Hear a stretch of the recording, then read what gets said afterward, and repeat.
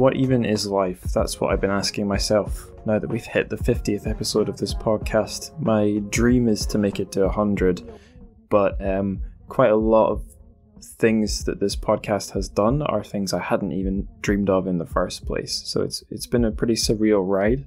So for this episode, me and some guests, some former returning guests, and one person who's just a fan of the show, got together for a wee party. This is a party episode, so we're not doing any books or novels or stories or poems.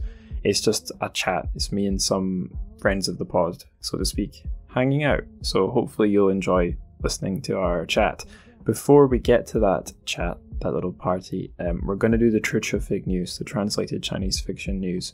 So just 3 things from publishing and the web that I think would be of interest for you guys, the listeners. So the first one is from Spittoon, the Spittoon Collective. So this is, to be crass, it's a bunch of foreigners and some Chinese people in Beijing and some other Chinese cities. They do events, they do a literary magazine and monthly sort of, magazine type web posts. They've got a pretty impressive setup going on. And the thing Spittoon have done that I'm including in this episode's news is a little series of interviews, interviews you can read called Beijing Lights, where they've interviewed pretty much just working class Beijing people on the streets, and all these interviews are available bilingually.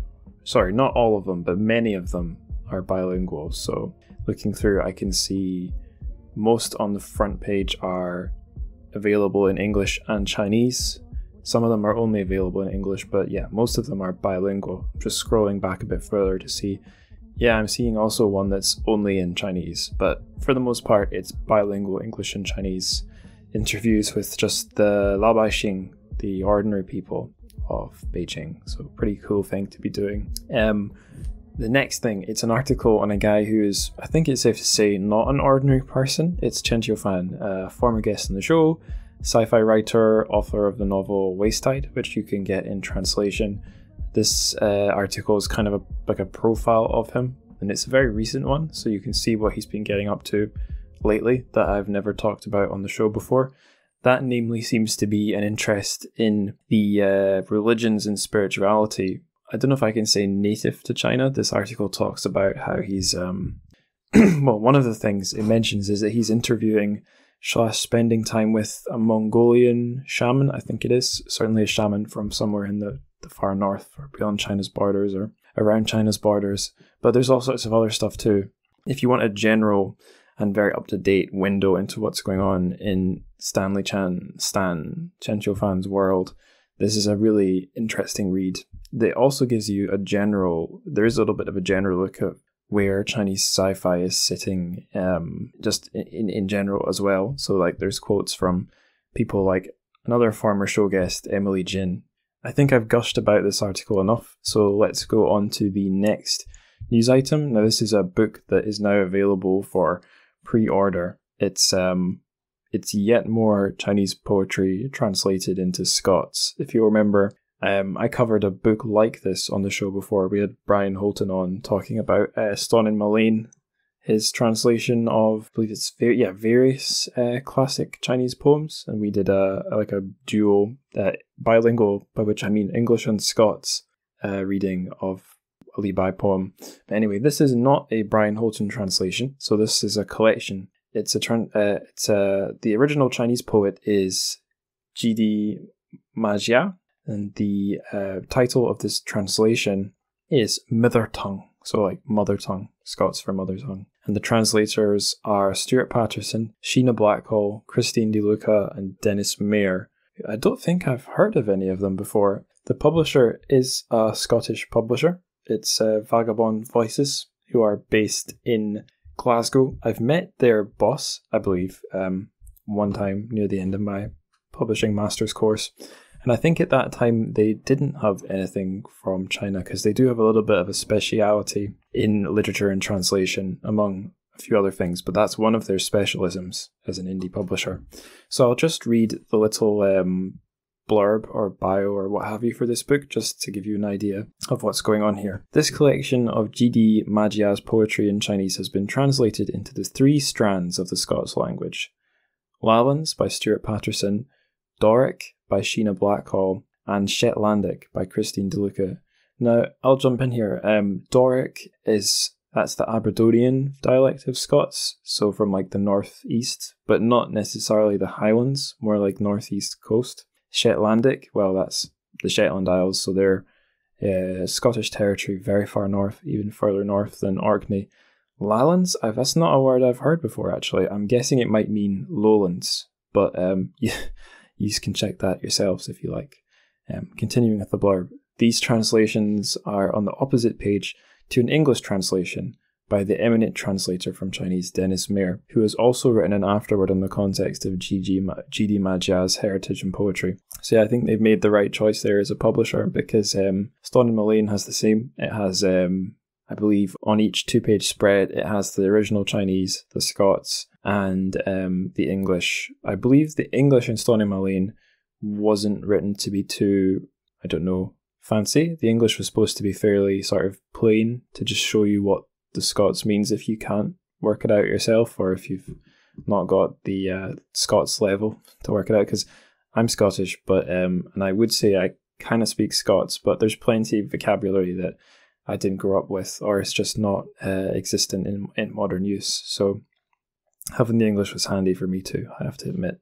If you want to get an idea of how not a really strong Scots speaker I am, you can listen to the episode on Brian Holton's The Moss Flow, which you can tell I'm not really a master, because I was calling it the Moss Flow, but you should say flow, Scots, not flow. Anyway, I'm going to keep going with the blurb. Aimed at 2 linguistic communities and coming from a linguistic community at the other side of the planet, this collection presents a perfect symmetry in a globalized world where we need a dialogue not only between the powerful, but also, and perhaps even more rewardingly, between the local and marginalised. The infinite is often to be encountered in the circumscribed. Ooh, that's a very nice last sentence. It is an interesting thing, pairing Scots, or connecting Scots and Scotland with Chinese and China. I've heard people say that often it works weirdly nicely. There's a sort of poetry to both. I mean, I would believe it. I would also be skeptical of romantic ideas or fuzzy ideas like that. Scale is a weird thing, because I guess on one hand, the local parts of China, with their own local dialects, like smaller provinces or individual provinces, especially ones on the margins, might be comparable to Scotland in some ways, and certainly places like Hong Kong. Or now, I'm not trying to be overly literal here, and certainly not over dramatic, and this is certainly a ropey analogy, but maybe you could say Xinjiang or Tibet or Outer Mongolia or something as well. You could maybe draw some kind of parallel there. I don't know, but I'm equally skeptical of all those approaches as well. In any case, it's an interesting thing that there's so much Chinese going into Scots. I wonder if there is a reason why you see this so often. Maybe I'm not seeing the forest for the trees here. Maybe there are equivalents for like Catalan or other sorts of dialects within larger nations. I don't know. If anyone listening would like to school me on this, I'd love it if you did. And I certainly, if we got Brian Holton on, I might quiz him about this as well, because I'm genuinely curious. Anyway, that turned from a news item into a bit of a ramble. Not a rant, certainly a ramble. But so let's march on, because this is supposed to be a party episode. So let's not get too serious, and let's begin the chat I had with my pals.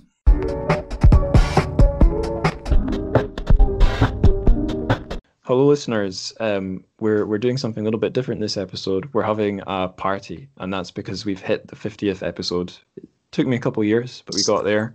So we're not doing any books or stories for this episode. I've just got on some friends of the show, whether they're listeners or former guests or whatever, and we're just going to chat. And people probably will be dropping in across the episode. So right now it's myself, and we've got Tianqi from the Tales from a Chinese Studio podcast, who was with us.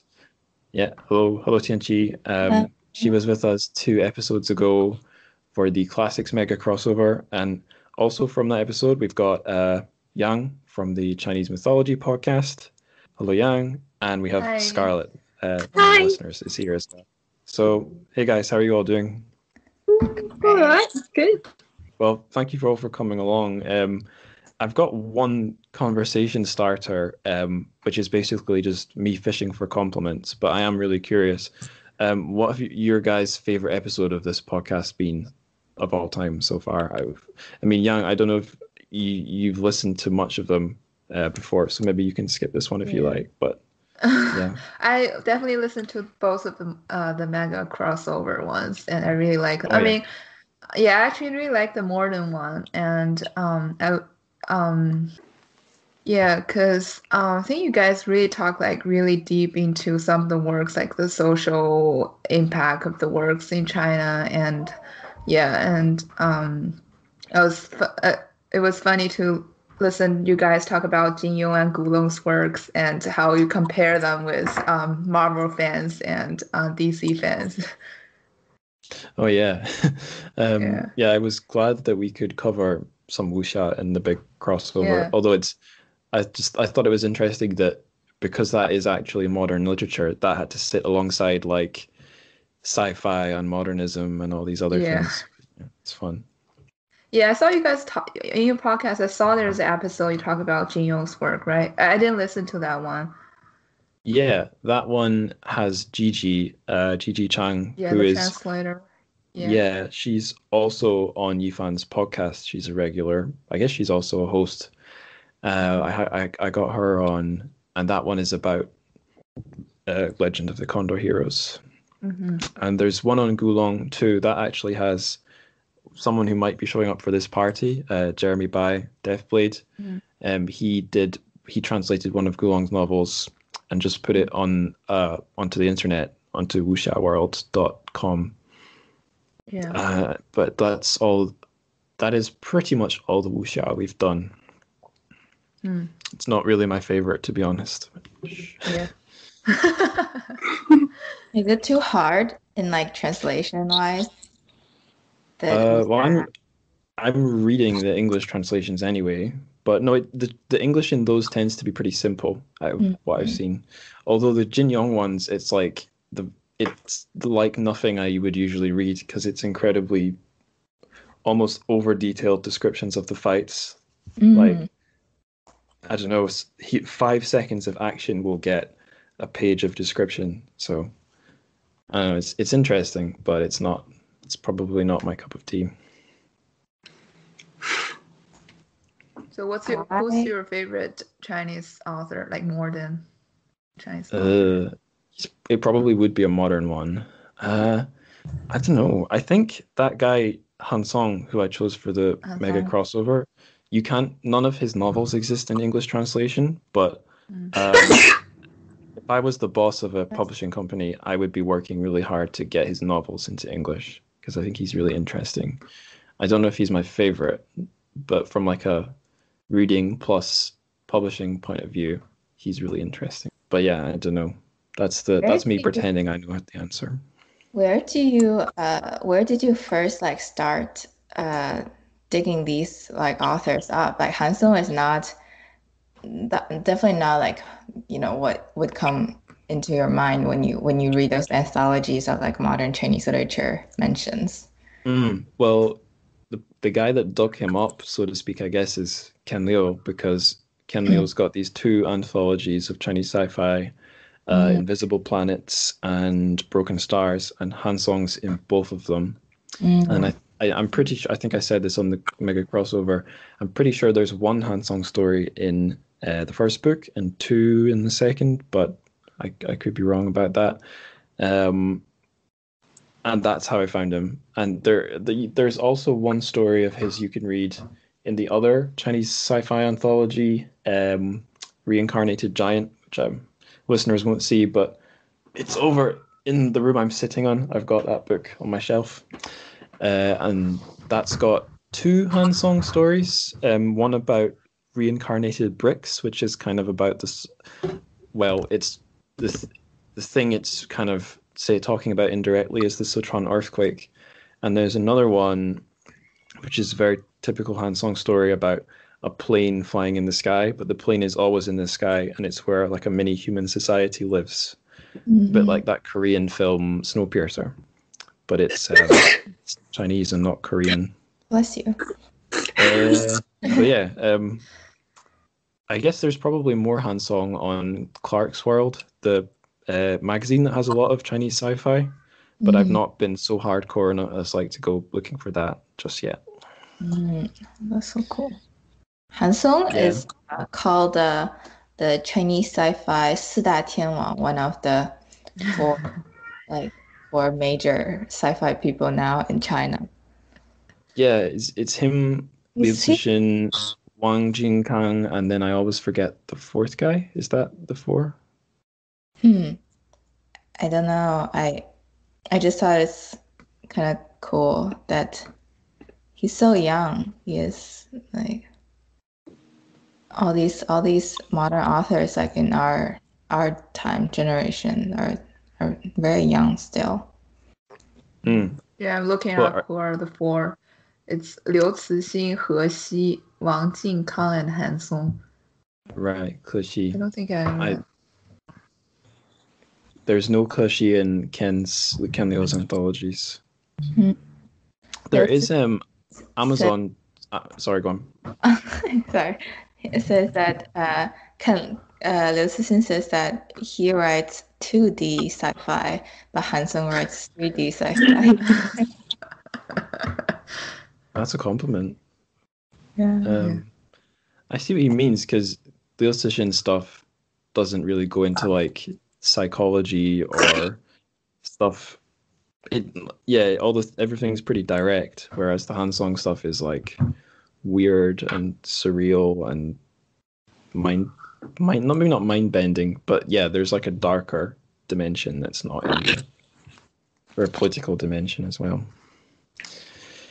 But yeah, I think I said this on the show before, but when I started it, I didn't want to go straight to the really obvious stuff that shows up on a Google search or an Amazon search. So that one of the places that took me was sci-fi. There's like, I think I mentioned on one of the mega crossovers, another thing that I wanted to start with was pizza Wenshui, like Wang Shuo and other stuff like that. Oh, Ernie's joined. Sweet. Hello. Hi there. Can you hear me? So, listeners, Jeremy Bai, Deathblade's just joined us. So there's now 5 of us. Good to see you, Jeremy. Hi. Can you hear me? Yeah, you're coming through okay. Welcome to the party. Great. Hi, everybody. Hi. Hello. Hi. Don't let me interrupt. Carry on with what you were saying. I was just fishing for compliments, and I was getting asked. I'd asked everyone if they'd listened to any of this podcast, if they had a favorite episode. But of course, now you're here. Everyone's going to say it was the Gulong one. Of course, that was the best one so far. Well, that was a fun podcast, I have to admit. Yeah, it was interesting for me because like I think I was just saying earlier, wuxia is not really my first port of call for looking for stuff to read from Chinese, and the wuxia, like as a generic Westerner maybe that I'm familiar with, is like the Crouching Tiger, Hidden Dragon stuff, which is very sort of Jin Yong style. So it was interesting to learn about Gulong's totally different or very different style. But I've still not read all of Seven Killers. I've just read those first few chapters. You got to get to the end because it's got it's got not just one twist, it's got like multiple twists. Although I do have to, admit that it's not as though wuxia is just Jin Yong and Gulong. There's like so many other authors, and I'm not familiar with much outside of those two. I've dabbled a bit, but there's plenty of others with their own styles, and just it's a field that's, I think, sadly not very well represented in the English-speaking world outside of Jin Yong and Gulong. I remember early on in this show, I can't remember if it was off just in a chat off the show, or if it was when I was recording. But I remember Dylan Levi King, who might be coming along today, said to me, genre fiction's a monster. Because although he doesn't read any genre fiction at all in English or Chinese, he said it's like undeniable that the stuff, although it doesn't always get respect or pushed to the forefront, like, I don't know, someone like Mo Yan, it has a huge number of fans and readers. And I've seen that on the podcast. If I look at what gets clicks and plays and downloads, the wuxia stuff does just as well or better than like the in quotes the great writers. And the people who seem to enjoy it are a whole. They seem to be totally separate from the people who want to hear about all the other literature. There doesn't seem to be a lot of. There's a few people who I can think of who are in both camps, but they're a tiny number. What I think is funny is that, or not necessarily funny, but kind of maybe a little bit ironic, is that the serialized web fiction translation scene is also very, very distinctly separated from the literary translation scene. Yeah. I don't see almost any crossover, and I get the feeling that there's a lot of, I don't know, just they're very different. But the funny thing is that Jin was basically like the original serialized not web, but he's like the original popular serialized fiction author. I mean, granted, he wasn't pumping out 3 chapters a day like the web literature authors in China do nowadays, but similar kind of thing. So I think it's kind of funny that he is looked up to so much as being a on the literature side, when I think you could probably argue that he's just as like pop culture as the modern day web literature authors are. Yeah, I guess once someone's been sort of, I don't know, when they're still young and writing stuff that's still blowing up, you don't know whether they're going to end up in the canon, like in the Holy Trinity or not. I guess you could maybe say the same about like politicians. You don't know when they're riding high, they might be trying to build their legacy, but they might not actually get it until after they're retired or after they're dead. Like everyone in the UK hates Tony Blair now, but maybe in 20 years he'll be the hero again. Don't know. But yeah, I don't know. I got a question for all of you in general, like, because I haven't complimented you yet. Yeah, I haven't either. We haven't asked. My turn now. Go on, then. I like the first episode. I mean, the first episode is the first one I listened to, obviously. But you open up with Lu Xun, which is, I thought, oh, whoa, it's a big topic to open up. But I thought it's quite cool, because when we think of like a literary giant, I think unanimously we think of Lu Xun, and I also like the mega crossover that we did for. I haven't listened to the modern one. I'm guilty, but I really like the Salinger story. So whenever I walk, I still live in Columbia area. And whenever I'm around Columbia or I'm like on campus, I feel like there's like a kind of a Salinger feel of it, because he was at Columbia, I think, right? He was a Columbia grad. What does a Salinger feel like? Just that there is an air of literary feeling, I can describe. Yeah. But Columbia is usually in the city, very noisy. Everybody's kind of thinking of finance consulting kind of thing. Columbia gets a bad rep sometimes. Reputation being like, oh, not everyone's like really into studying or academic or something, or thinking of money, and because you're in Manhattan. So, but Salinger, was there to produce, and he was, the leading figure at around his time. So, yeah. Yeah, Jeremy.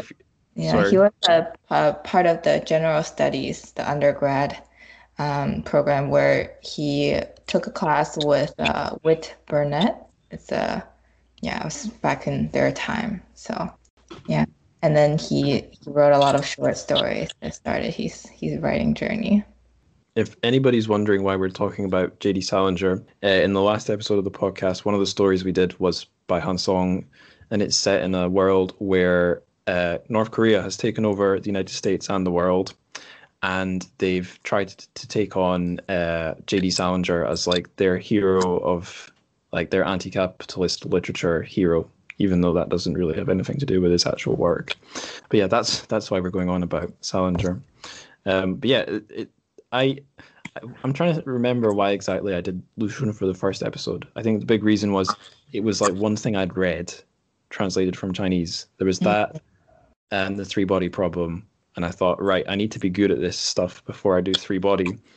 So ironically, I was probably treating that with more reverence than Lu Xun, which seems weird.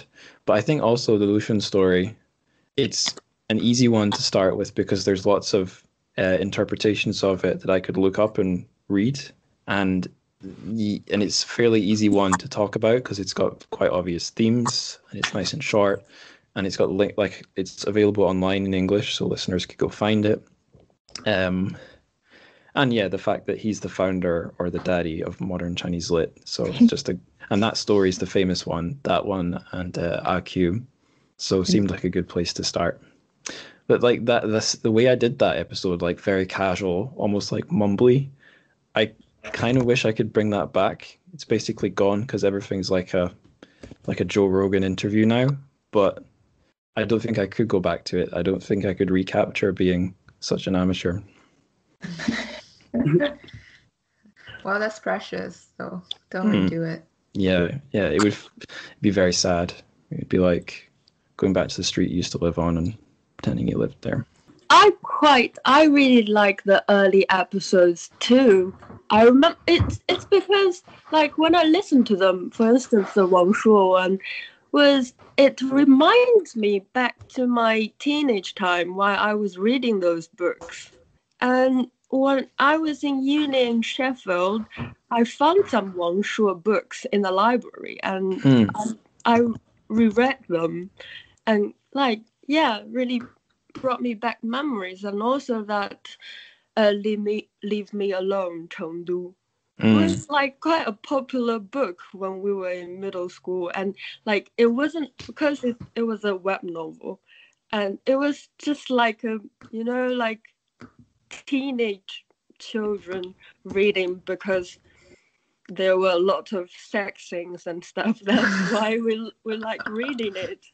Yeah, and I think many of them, they just reminded me of like my teenage time when I was reading them.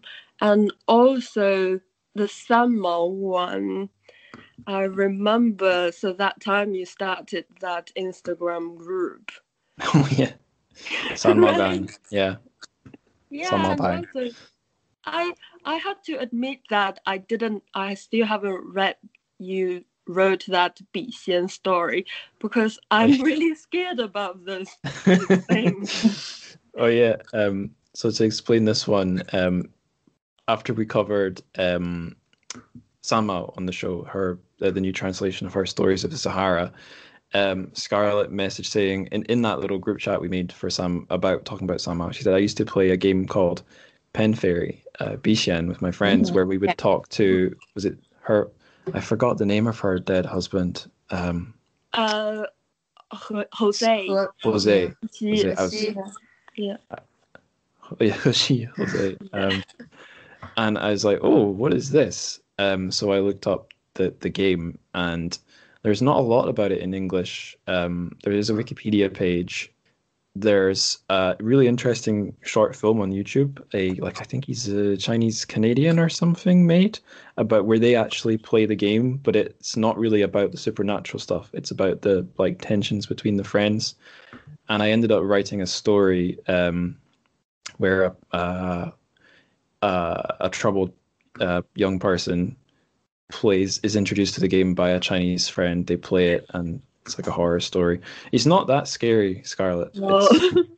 It might make you cry, but that's because it's emotional, not because it's scary. Oh, okay. I'll I give think, you my feedback okay. when I read it. Yeah, I think scariness is a bit like spice, though. It's kind of relative to your tolerance level. Mine is very, very low. You might find it scary. I think it's because like in our Chinese education, we're really scared of those ghost things. I talk to my British friends and they don't have that thing. I don't know what you guys think about. Oh, look at that. Wow. I didn't do that. Oh, that's Sorry, I weird. didn't realize I was doing that. My bad. That's fine. This part of the Bixian story. Yeah, we've been taken to the other no. world. Yeah, I don't know if I did notice when I was living in China, no horror movies were coming out in the cinema. Not really. I guess it's not really a thing. It's banned. I mean, it's censored. Yeah. But I remember that Dylan told you that he said his girlfriend is scared of the shrines at night or something. Yeah, he lives in Japan. I'm guessing, although he didn't say his girlfriend's Japanese, but yeah, I guess like in Britain, there are maybe some superstitious people, and you could probably scare someone by taking them to a dark room or dark tunnel and telling them it's haunted, but yeah, maybe it doesn't run quite as deep. I don't know. It's I funny. mean, my wife's not particularly like really superstitious, but I remember early on in our relationship, I think I was visiting her hometown, I can't remember, and we were like walking past the building or something, and there was She's all Chinese, these, right? yeah, she's Chinese, and there was all the like paper funeral decorations. Somebody, I guess, had died in the building, and I was just doing my typical American like talking loud kind of thing. I'm not very American, by the way, in terms of talking loud. Like my other foreign friends in China, I hated being around them because it was like they were just like like all the time.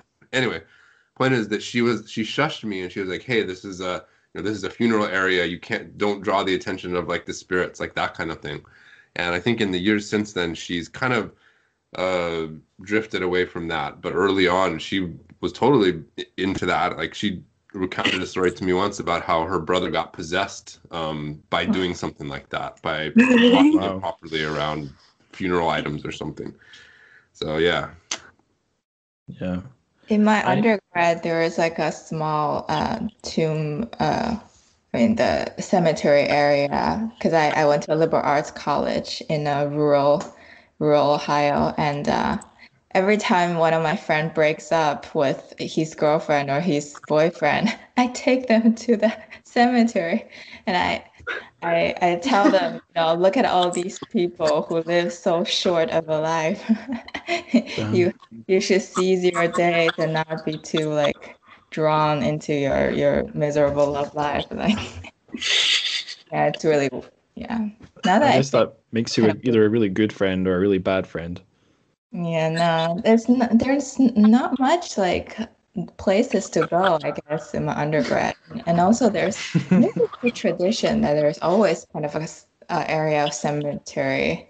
Well, I feel like cemetery in the U.S. and China are so different because Yeah. the cemetery in the West Agreed. it's actually like they usually pick the good location. People like actually live near the cemetery, but in China, you go to the cemetery, it's like in the like suburb or nobody goes there. I actually live near where I'm living right now. It's in the suburbs, but I guess suburbs in the UK tend to be where you want to live. This suburb's pretty nice. Mm-hmm. Yeah, there's an old cemetery right nearby, and it's you can use it as like a shortcut or just as a nice place to walk. Not that many people do, but it wouldn't be considered too strange to do that. But yeah. The thing that I do find strange is there's like a house right by the gate. I don't know if it's where like the caretaker of the cemetery lives, but it's like if you lived in that house, you'd be living in the graveyard pretty much. Very weird.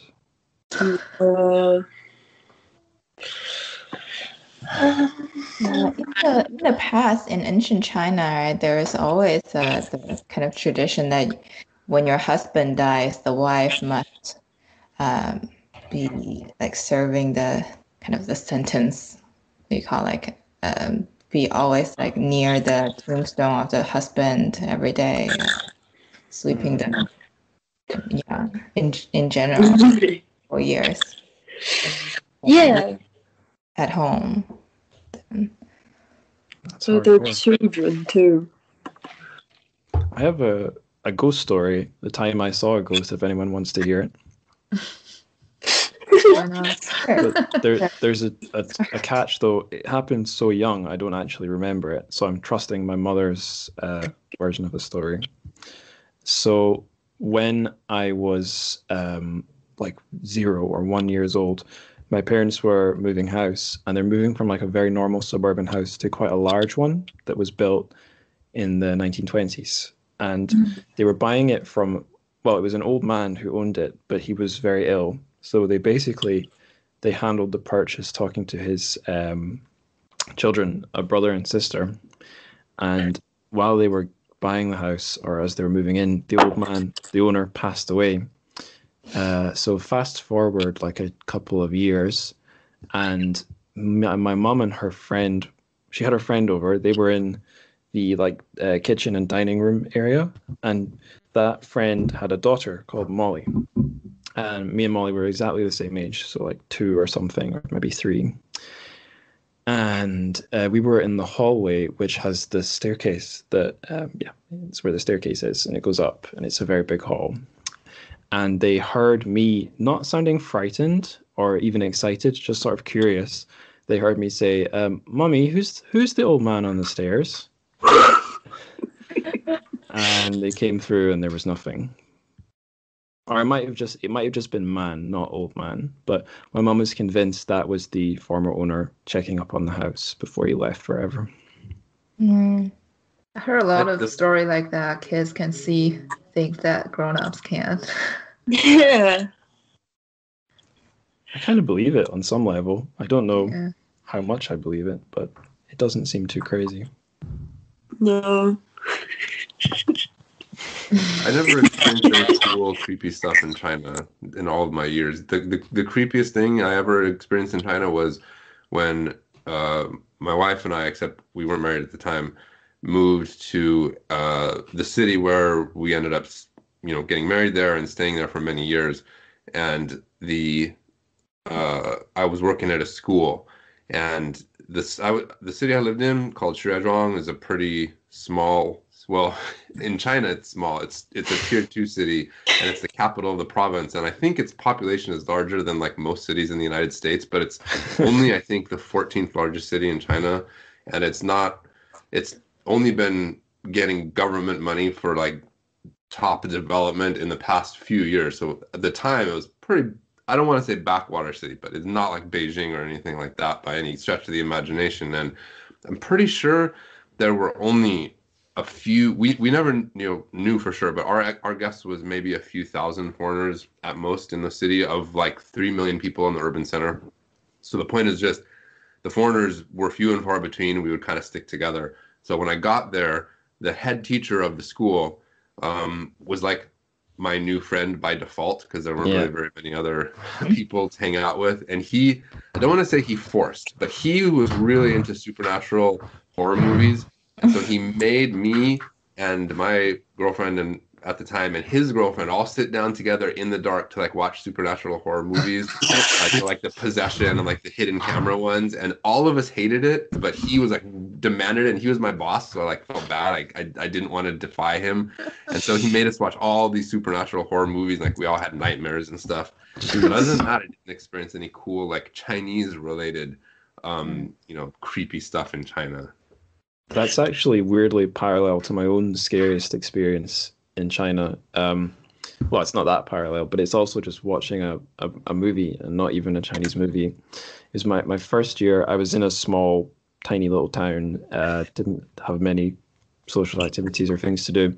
So one time I downloaded Jeepers Creepers, which is a very messed up film. It's more messed up than I expected. but I went in with a little bit of foreboding. The sense of foreboding got worse and worse, which is weird because I'm okay with horror films. And what did I do? I watched it, stayed up quite late, went to sleep, and I think it was summer, and I had too many blankets on the bed, so I overheated, and I think I'd eaten not long before I went to sleep, which is like ideal conditions to have crazy dreams. And I won't bother describing it, but the dream was so intense and scary. I did the thing you see people do on TV. And I've never done it any other time in my life. I sprang up and went ah and screamed when I like at 5 a.m. or something, 3 a.m.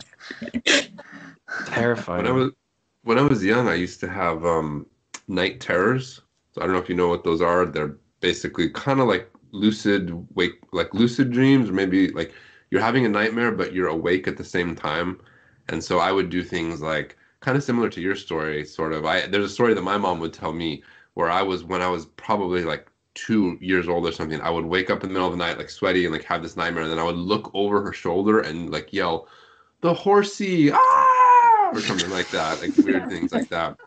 And it persisted even into my teen years. Like if I got sick, I would get a fever, and then I would have these things where I would wake up, but I would be dreaming and like interacting with people that are awake, but at the same time in a dream world. It's really weird. Kind of hasn't happened in my adult life, but yeah, super creepy.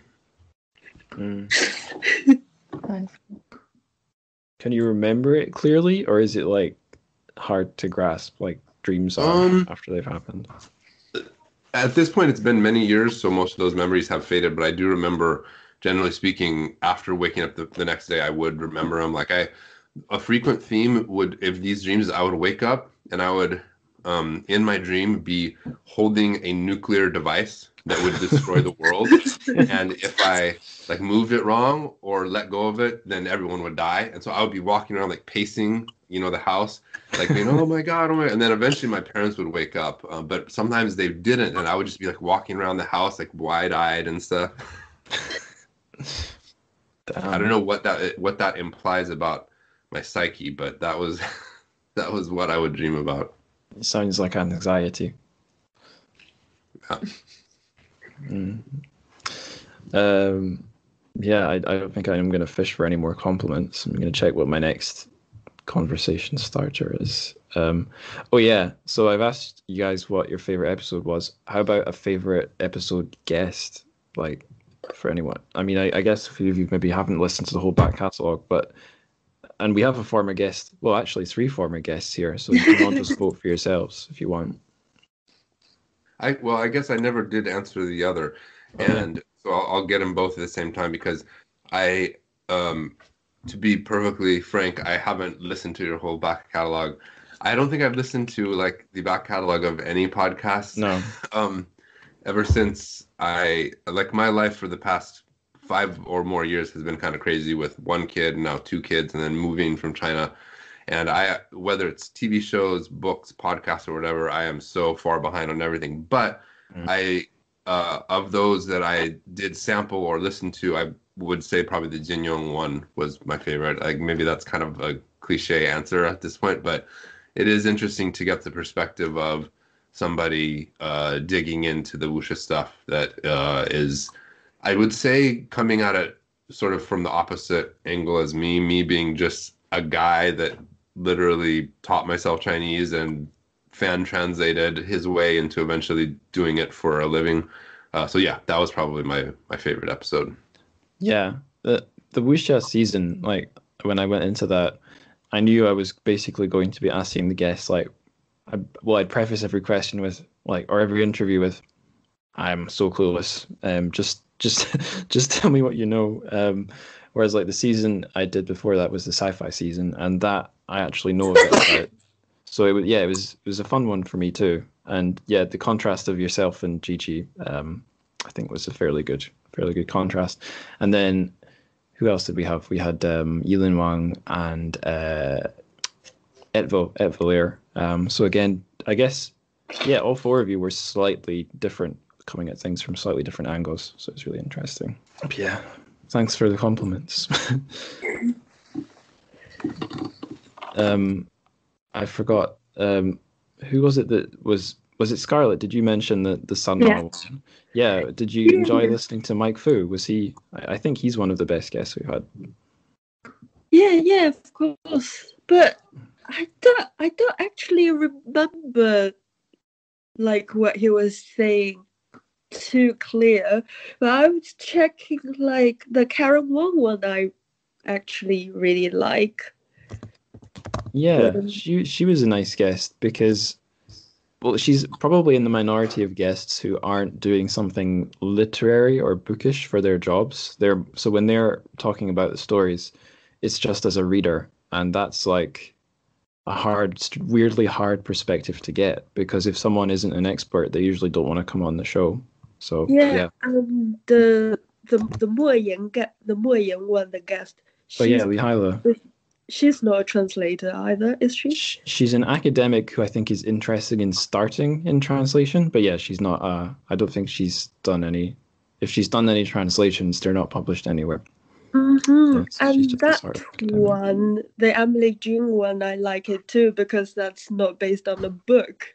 And you said a lot of stories about the history of Xi'an and stuff. Yeah. I had something really interesting happen. Someone commented on the YouTube upload of that episode, and they said, "Hi, I'm one of the translators of the dialogue. Well, actually, not just the dialogue. I'm one of the translators of Gujian 3, who helped bring it into English.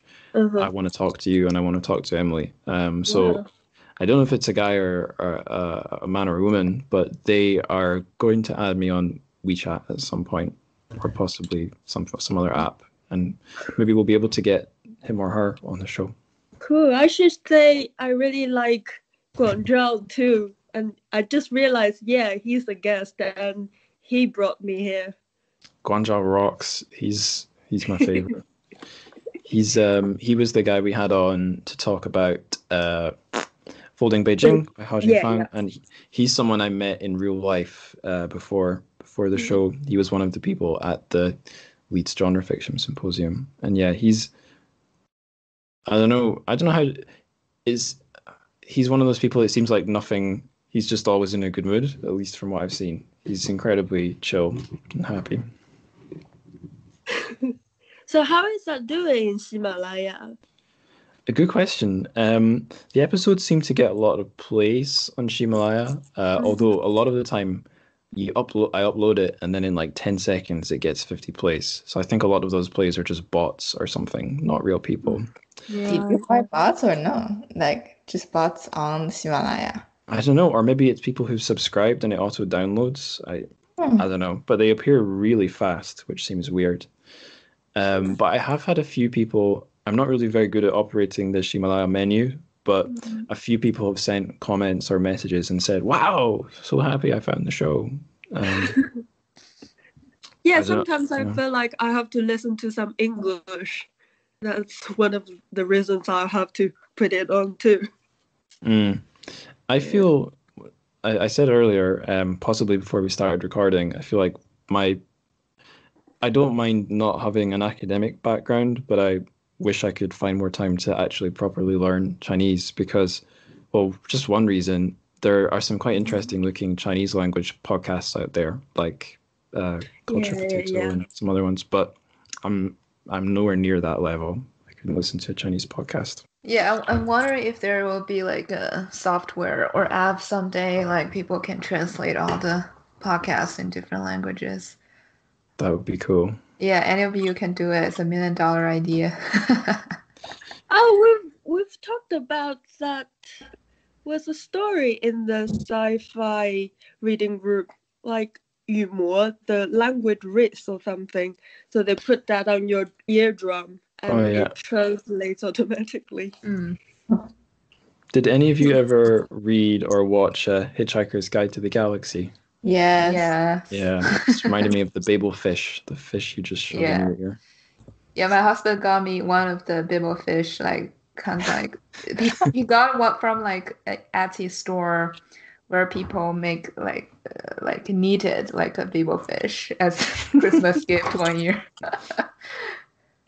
I mean, we're heading that way in technology. Like when So a few years ago, when I was still in China, we ran this contest. I actually ran the contest for the ending of my translation of I Shall Still the Heavens, and one of the prizes was a trip to China. And the weird thing is that the owner of Wuxia World never like posted pictures or anything, so or made an announcement that anybody won. So almost nobody knows that somebody won, but actually two people won the contest, and we brought them to China to meet the author.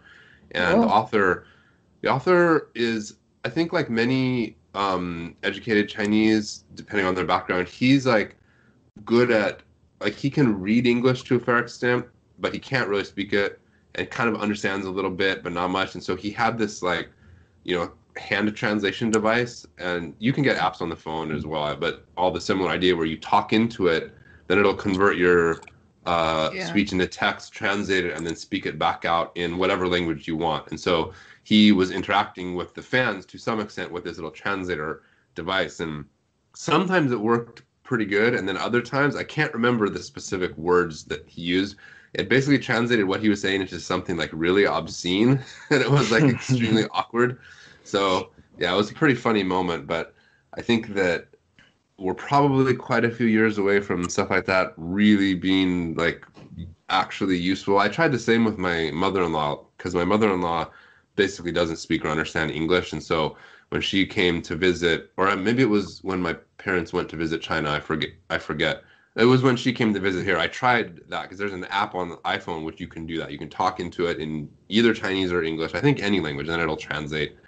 As long as you keep it really simple and you keep your grammar very close to the grammar of the target language, then it's fine. But if you're not careful, stuff gets crisscrossed so easily. It's like almost unintelligible. Do any of you know Hebei Pangzai, the guy who's got himself famous first on the Chinese internet, then everywhere, for just drinking insane combinations of like I don't know, beer and liquor and eggs, and he'd light it on fire and drink it? No? I've heard of, yeah, I know who you're talking about. Yeah. I don't follow that kind of content, but I do know who you're talking about.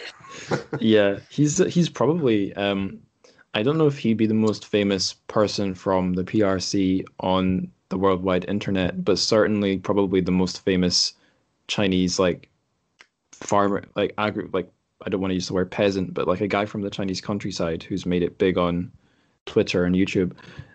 But he once, I don't know, I think at some point he realized that the videos he was getting over the firewall, or people who were taking his videos over the firewall, they were blowing up. So I think he had, either he found a friend or a contact who could translate for him, and he started running a Twitter account and stuff. So he would make videos. You would know that some of the videos he was making were for outside China, because he would he'd sit there at his table doing his drinking tricks or whatever. He would be holding his phone. He'd speak into it in quite northern sounding Mandarin, and then the machine would speak out English, and that would be him speaking to the video viewers. And it was pretty good translations for the most part. There was a few weird pronunciations and words, but whatever software he was using was good. Oh, are we talking about Fat Monkey? Is that his name? I found it's called 河北胖仔. Yeah, Hebei Pangzai. Yeah. He's I a just fat Googled guy. him as well. He's not too far from where I was, because I was in Hebei as well, Right. a little bit north of that. Mm-hmm. It used to be he got the pinyin wrong in the username. He put Hebei Pangzai at first, but he corrected it. Oh wow, yeah. Maybe I should start doing like 吃播. I just found this. I just put in like fat Chinese on YouTube, and I found this guy whose name is Ho Pang Zai, I guess, is Fat Monkey, and he's one video is like 18 million views. It's just him eating beef leg. Interesting. Yeah, I mean, it's popular. Crazy. Yeah. Yeah, when I was saying Hebei Pangzai, I wasn't trying to be clever and translating his name back into Chinese. That is just his username. So probably most people who are enjoying his videos on Twitter don't know what Pangsai is. They might think it's his name. Oh. Crazy YouTube world. Yeah, but yeah, it's he's pretty impressive. At least the effort he made to get over the firewall and stuff. But yeah, probably shouldn't dedicate much more than 5 minutes talking about him, though. It might disgust some listeners. I have a question for you guys. Do any of you listen to any other like podcasts about anything Chinese? I watch a lot of recently. I've been missing home, so I watch a lot of like YouTube videos where it's like foreigners living in China posting, and there is Xiaoma, which is like one of the, but that's Xiaoma talking about, I guess, living in US. But there are like a lot of YouTubers, and people accuse them for like being bought by Chinese government, like being propagandist. Yeah. And it's kind of funny. And then they do a video together and say, no, we just love living in China. That's why we upload these videos of our lives. We're not like paid to do these. Yeah. Yeah, that's one thing I really hate about anything in English, talking about anything Chinese, that just like so many things online, it can just turn into a, don't know what you could, like a dumpster fire of you're a Wumao. No, you're, no one can be, no one can be happy and be just be themselves. Yeah, it's like one of the fun things for me to do is in YouTube, in any Chinese videos, there will be like Chinese from mainland and Taiwanese people arguing like all the time in any video it could be. I'm like, oh, it's so interesting. Do you guys usually use the app called Clubhouse? Yeah, I downloaded it. Sorry. What's it called? Clubhouse. I don't know it. Is it the US like mainstream now? Kind of. It just started a couple months ago. Yeah, you need like invitation code. But if you guys want it, I have some invitation code. It's just like a live chat room, and people can join just talking by Clubhouse. Yeah. Right. Sorry, I was I wasn't hearing correctly. Yeah, I heard that. You get like I heard Musk going on for going on there like talk for like half an hour, and then anyone, as long as you like squeezed yourself into that room, which has probably like a limit of 1,000 people in, and you could like raise a question and talk to Elon Musk. So that's cool. I don't think there are a lot, like you can make your own rooms or join any other people's rooms, and like when it now it's blocked in mainland China actually. But when it just started, like a lot of people are joining from China, and then people from China and like Taiwan or Hong Kong, they start like talking about this political things in one room. It's kind of interesting to listen people's point of view. But it's interesting because like you can really talk instead of typing, on the like a text. So. There was some coverage of that, a lot of coverage of that on China Twitter. So all these mostly Westerners, but all these people who cover China in academia or the media for their jobs, they were all talking about Clubhouse because of the fact that it briefly wasn't blocked in China. So there were these rooms where people from, inside and outside the PRC were talking about sensitive topics. Yeah. And one guy that was really taken with it, he's a podcaster. He's called Kaiser Kuo, and has this show called Sinica, which is mostly about like news, business, politics, but it's quite fun. And he did an episode all about Clubhouse, the Chinese Clubhouse rooms, where he interviewed a guy that started a Clubhouse room about Xinjiang, looking for people's thoughts about that. And they did manage to get people from a bit of a spectrum of opinion, but he seemed very impressed with it. Yeah. And I didn't listen to the whole episode, but it was interesting because the guy that started the room, he was a Chinese American, but I think he's a Chinese American, maybe a bit like Yu Tianqi. Like he didn't move there when he was 5 or something. He moved there as an adult, I think. He was a famous member in 唐朝乐队, a band. Oh yeah, Kaiser Kuo. Yeah. Yeah. I like Sub China, which is like the mother organization, I guess. Mhm. The literary journal, no, not literary journal, but the online, like, you call it journal or News outlet, media news? platform, something like that. To answer your question about the podcasting, I was actually going to mention Seneca podcast. I don't listen to it now for the same reasons I was mentioning earlier, time constraints and kids and whatnot.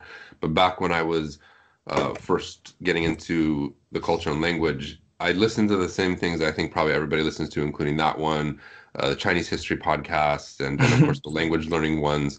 And nowadays, I don't know. Speaking of YouTube, it's like I have a very probably jaded and cynical like outlook on especially the China centric. Hello, Lee. Hello. Sorry, what were you saying, Jeremy? I was just saying I'm kind of a little cynical and jaded in terms of the foreigners in China YouTube scene, just because I'm not on the side of the I think they've been bought by the government or thing.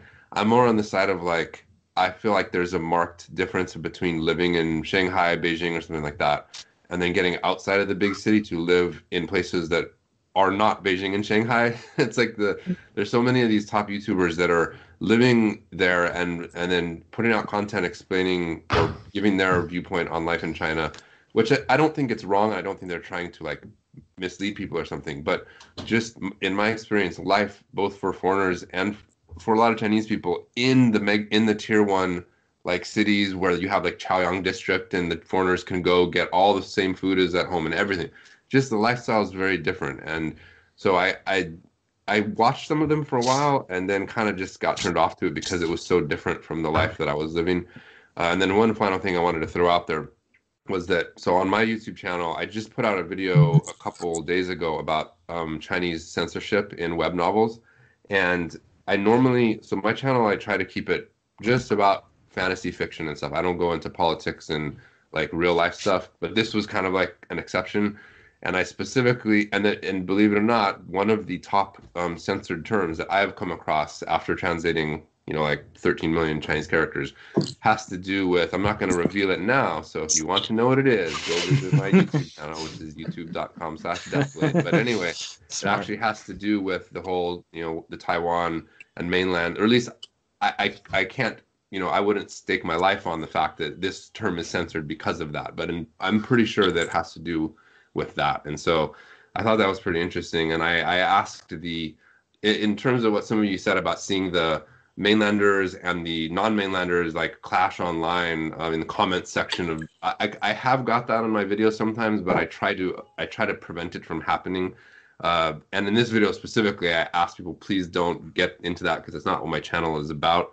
But yeah, I get the same thing where there's people from mainland jumping in, people from non-mainland jumping in with opposing opinions and clashing in the comment section. I guess that's probably unavoidable because there are, however much the government cracks down in the mainland, there are still people who manage to get their VPNs and jump over the firewall.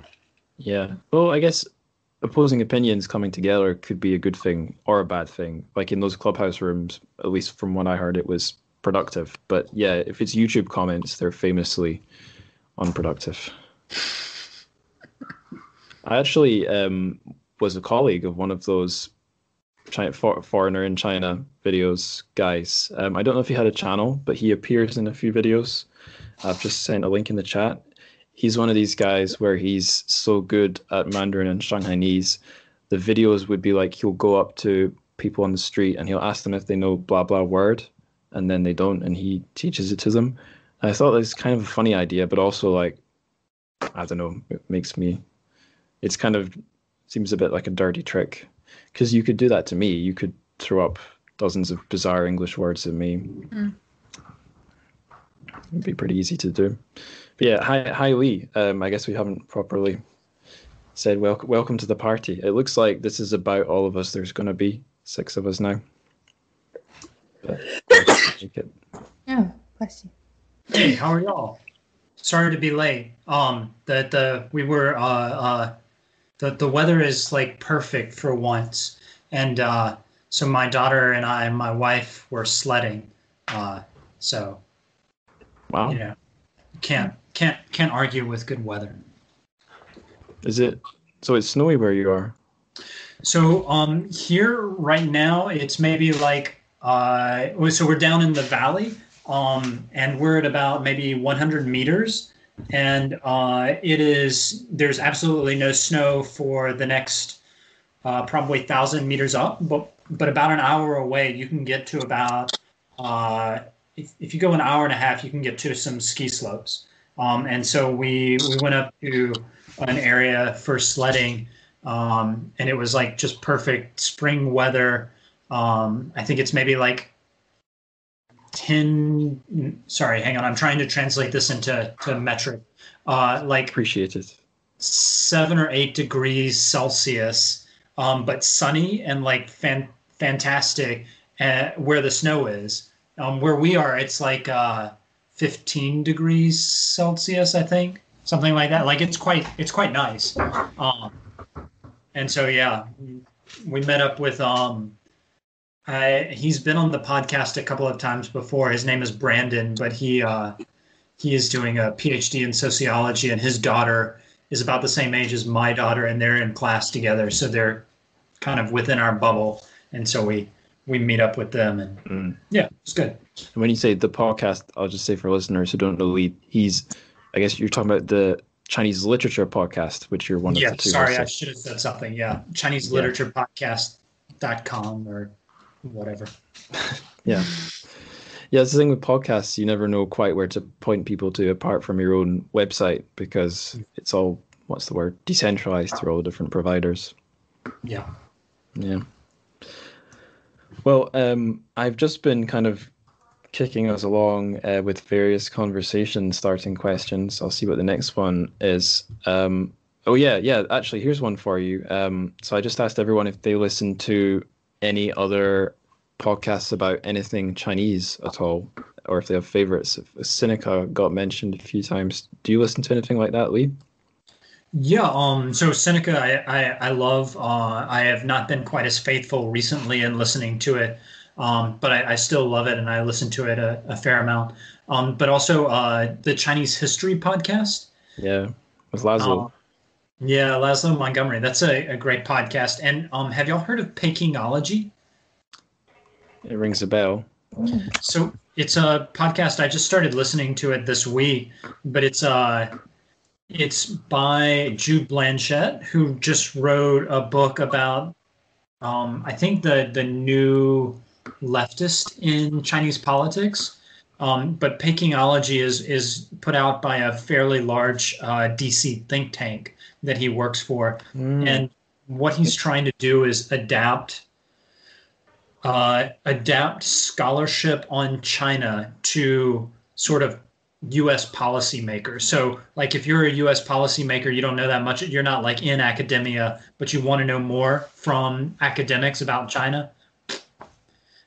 So, like, he had an episode on the Chinese stock market that was both very technical, but also like really easy for a moron like me to understand. So nice. Yeah. I have to be honest, I probably drunk my beer too quickly. I'm gonna have to do a toilet run. But what I'll maybe do is I'll leave you with a question that'll hopefully keep the thing afloat while I'm gone. And it's just left my head. What was it? Shit. Oh yeah, this is the question. So my podcast is the Translated Chinese Fiction podcast, and one of the things that got me started on this was obsessing over what's out there in Chinese lit that doesn't get translated, like if the authors and genres and stuff that really should be brought into English, but for maybe like business reasons or just prejudice, it doesn't get translated into English. So I wonder if you guys have any authors or books that if you were king of the universe, you would get translated into English. What would they be? But I really need to go, so I'll be back as fast as I can.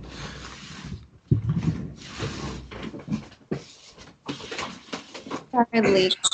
Can I interrupt? You mentioned the think tank. Do you remember which think tank or? It's CSIS. CSIS. Yeah. Cool. Yeah, I looking onto the picking knowledge. It seems like it's a subscription based something. Maybe I'm looking at the wrong one. I don't know. I mean, at least for me, I was able to just go through my podcast provider. They provide like select translations of 14th FYP draft and all that, like the 15年计划and all. Yeah, I think I'm looking at this. That's cool. Yeah. How do people find time? Because I'm working full time and I like barely update my podcast. How do people find time to like upload all these? That's really nice. And for Jude Blanchett, I think that's part of his job. Working there. But for other people, I have no idea. For us, it's kind of it's just a hobby that we were able to kind of keep going as a way eventually to try and do something with. I mean, we're dealing in scholarship, so like, we always have time and we never have time. Because we, like for me and Rob at least, it's always, we could always be doing more research. Well, we actually didn't get to the question you asked, Angus, but I did have an answer to it, or at least mine, and I think you can probably guess what I would say, but I obviously wish there were more licensed official Wushu translations. I mean, Gulong to start with, but I haven't yet quite reached the level where I'm comfortable reading Jinyong. Not that I can't. My Chinese level, I think, is good enough, but it would be so slow that I just like I was saying before, I don't have time for movies, books, podcasts, or anything, let alone to sit down with a really well-written Jinyong book and then break it apart. So I would love to have more of that stuff, and Gulong as well. I mean, you can get Jinyong stuff in fan translation. I think almost all of it. There's a lot of stuff Gulong. Like for instance, Xiao Shi Lang is one of his pretty well-known stories, and that's the one that you can get officially licensed on Amazon, translated the 11th Sun. They call it in the English translation, but that's actually that's one of two books featuring the same protagonist and cast of characters. And so the first book, Xiao Shi Lang, the 11th Sun, kind of ends on a semi-cliffhanger, and the second book continues the story, and it has not been translated either well, there isn't really much in terms of actual official translation. So I have been toying with the idea of adding that to my collection of translated Gulong stuff. And unfortunately, based on my understanding, so the owner of Wushu World, which is where I post most of my licensed web novel translations, the owner is in China, and he has a lot of connections in the publishing industry there. And last time I talked to him about this, he told me that there is an unknown media company that purchased all of the rights to all of Gulong's works, and he didn't know who it was. And I mean, I'm not in the position to press him to figure out who it is, but I would love to have those 3 novels that I've translated. I would love to get the rights to them, have them edited and published officially, and have more of that stuff. But unfortunately, on the Gulong side, it seems that some mysterious company out there has those rights. I mean, if anybody out there has more information than that, I would love to hear it. But in any case, that's my answer to your question. I would love to see more of that stuff translated and available, and especially people outside of Jinyong and Gulong. As much as I love them, and as much as I especially love Gulong, I would very much like to see other stuff as well. For the same reason as I mentioned with the Jinyong novels, is just although I do translate them and I can read it, it's like I'm a slow reader actually, even in English. So in terms of the time requirements, I'm just like I have bits of like 30 minutes here, 45 minutes here throughout the day that the 8-month-old isn't crying and my 5-year-old isn't bouncing off the walls and like destroying everything that he touches. So it's probably going to be a few years before I fulfill my dream of reading Jin Yong's stuff, let alone other authors. Right. That kind of the shady IP company, that reminds me a bit of that story from a few months back when one of the guys in the company that owns the Three Body IP rights got murdered by one of his colleagues. I don't know if you guys saw that story. Yeah, it happened. So hopefully that Gulong IP owning company isn't a scary one, just secretive. Yeah, maybe they're like a benevolent company that will soon pay translators across the world to translate his entire body of work, but who knows? Who knows, yeah. What about the Chinese people in the room? Do you guys wish any Chinese authors were more famous worldwide? Tough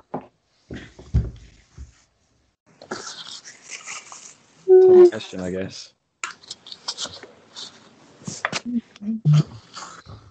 I do a lot of classical Chinese literature, so yeah, there are just seldom any besides the really famous ones. I wish I could, I guess, listen to a podcast. Ideal podcast would be like a more comparative literature themed one where you have like Tang poetry and then maybe some random comparison to poetry or poets from another culture. And I thought that would be fun, but that's not your question. Your question is like Chinese authors. That would be a cool podcast, though. I don't know if you guys saw this, but after the modern lit episode, I saw there was I won't say who it was, but there was this person involved in Chinese lit who had a tweet about Han Song, and I was stupid enough to try and reply with a quote tweet and say something like, "Oh, that's funny. I was just talking about Han Song on my podcast. I'm not. If I wish I knew sci-fi better, I could say which sci-fi author he reminded me of. Maybe J.G. Ballard or who was the other one? Oh yeah, Philip K. Dick." And the reply I got was very angry. Like, I don't see this person said, "I don't feel the need to compare this great Chinese author to Western canon male writers. He stands on his own right as a great author." And I thought, well, sure, he stands on his own right, but like, I can't even have a discussion with you if that's how you feel. But yeah, comparing literature from different parts of the world, or even just different authors from the same part of the world, I enjoy that a lot too. I try and do it a bit on the show, but you could easily have a whole show just about that, and I would listen to it.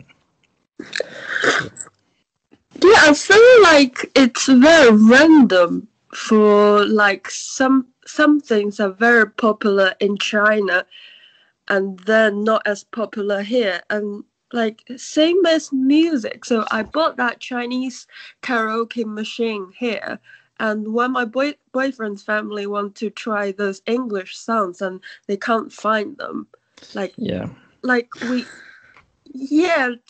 it's like we think we'd like those English songs we've been listening to so many years. They are actually not as popular here, so it depends on really depends on people's taste, I guess. And I remember when I was very new in China, one of the HR guys from the company that hired me, he was a really cool guy. His English name was, I think it was Ryan. He's a few years older than me, so he would have been like 27, what I am now.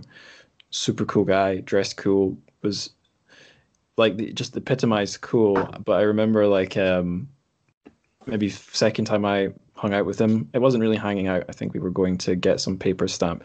He's like, "So you're from Britain, or you're from you're from United Kingdom, so you must like Westlife. You like Westlife, right? I love Westlife." And I was like, huh? No one's talked to me about them since I was in primary school, but apparently they're still big, at least in KTV rooms in China. Which year was that?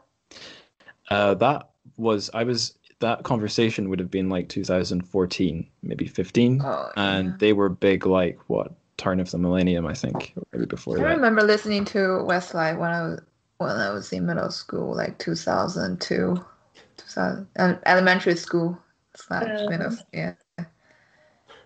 I think it's kind of cool though that something can have a like an extended life or an afterlife somewhere else in the world, because I don't know, maybe Westlife deserve for their fame to keep going after they've lost it in their homeland. Cool idea. Maybe they don't deserve it, I don't know. And also, I remember the interview with Michelle Dieter. Is that her name? She said she's been translating 欢乐颂, like Ode to Joy. Oh yeah. It's like a story of five young women living in Shanghai. It's like so contemporary, and they have like drama. They have 2 seasons now.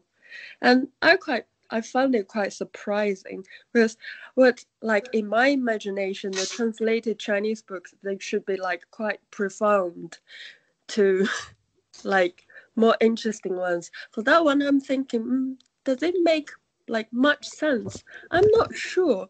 Did that one get published yet, or is she still working on it? Do you know? I think she might be still working on it. Right. Yeah. So I guess I shouldn't say too much, but the company I work for, at least part-time sort of as a freelancer, they're looking at, or they have brought out some books that are famous in China because of a TV show. And that TV show doesn't have English subs. Actually, there's a couple of these. Yeah, one of them is published now, so I guess I can say it. It's Renmin de Mingyi, In the Name of the People, which did get a lot of coverage in like English language media about it. But I've looked online, and you can find about 10 or something episodes with English subtitles. But basically, this show doesn't really exist in at least English language media. So the question is, if you're trying to bring out the book version in English, what luck can you have? And then, if you're going a step further and bringing out something that has no presence outside of China and is famous for, I don't know, for TV or for being a series, it would be a challenge for a publisher to make that sell and make back the money you spend publishing it. I think, it was so popular, that one. I watched it on YouTube. Yeah. And actually, that writer is from my hometown. Cool. Yeah. Yeah, I guess like for stuff about Shanghai, I think former show guest Paul French, he's got his niche about like sort of old Shanghai, colonial Shanghai, like film noir style jazz Shanghai, and something like that. I think that's always gonna have some appeal to Western audiences. But I feel like if you have something that's just a realistic set in modern Shanghai, it's hard to you would need something extra to hook a Western audience. Something like Corruption would do it. But probably I feel like it'd be easier to do like sci-fi or something. In fact, the one thing I can think of that brought Shanghai to foreigners was the film Her. Do you guys know that one? Yeah. It's the one where a guy, he falls in love with the AI on his smartphone. And it was they tried to film it in like futuristic cities that looked like they would be nice places to live, and one of those was Shanghai. I think mostly on Pudong, the very modern looking parts.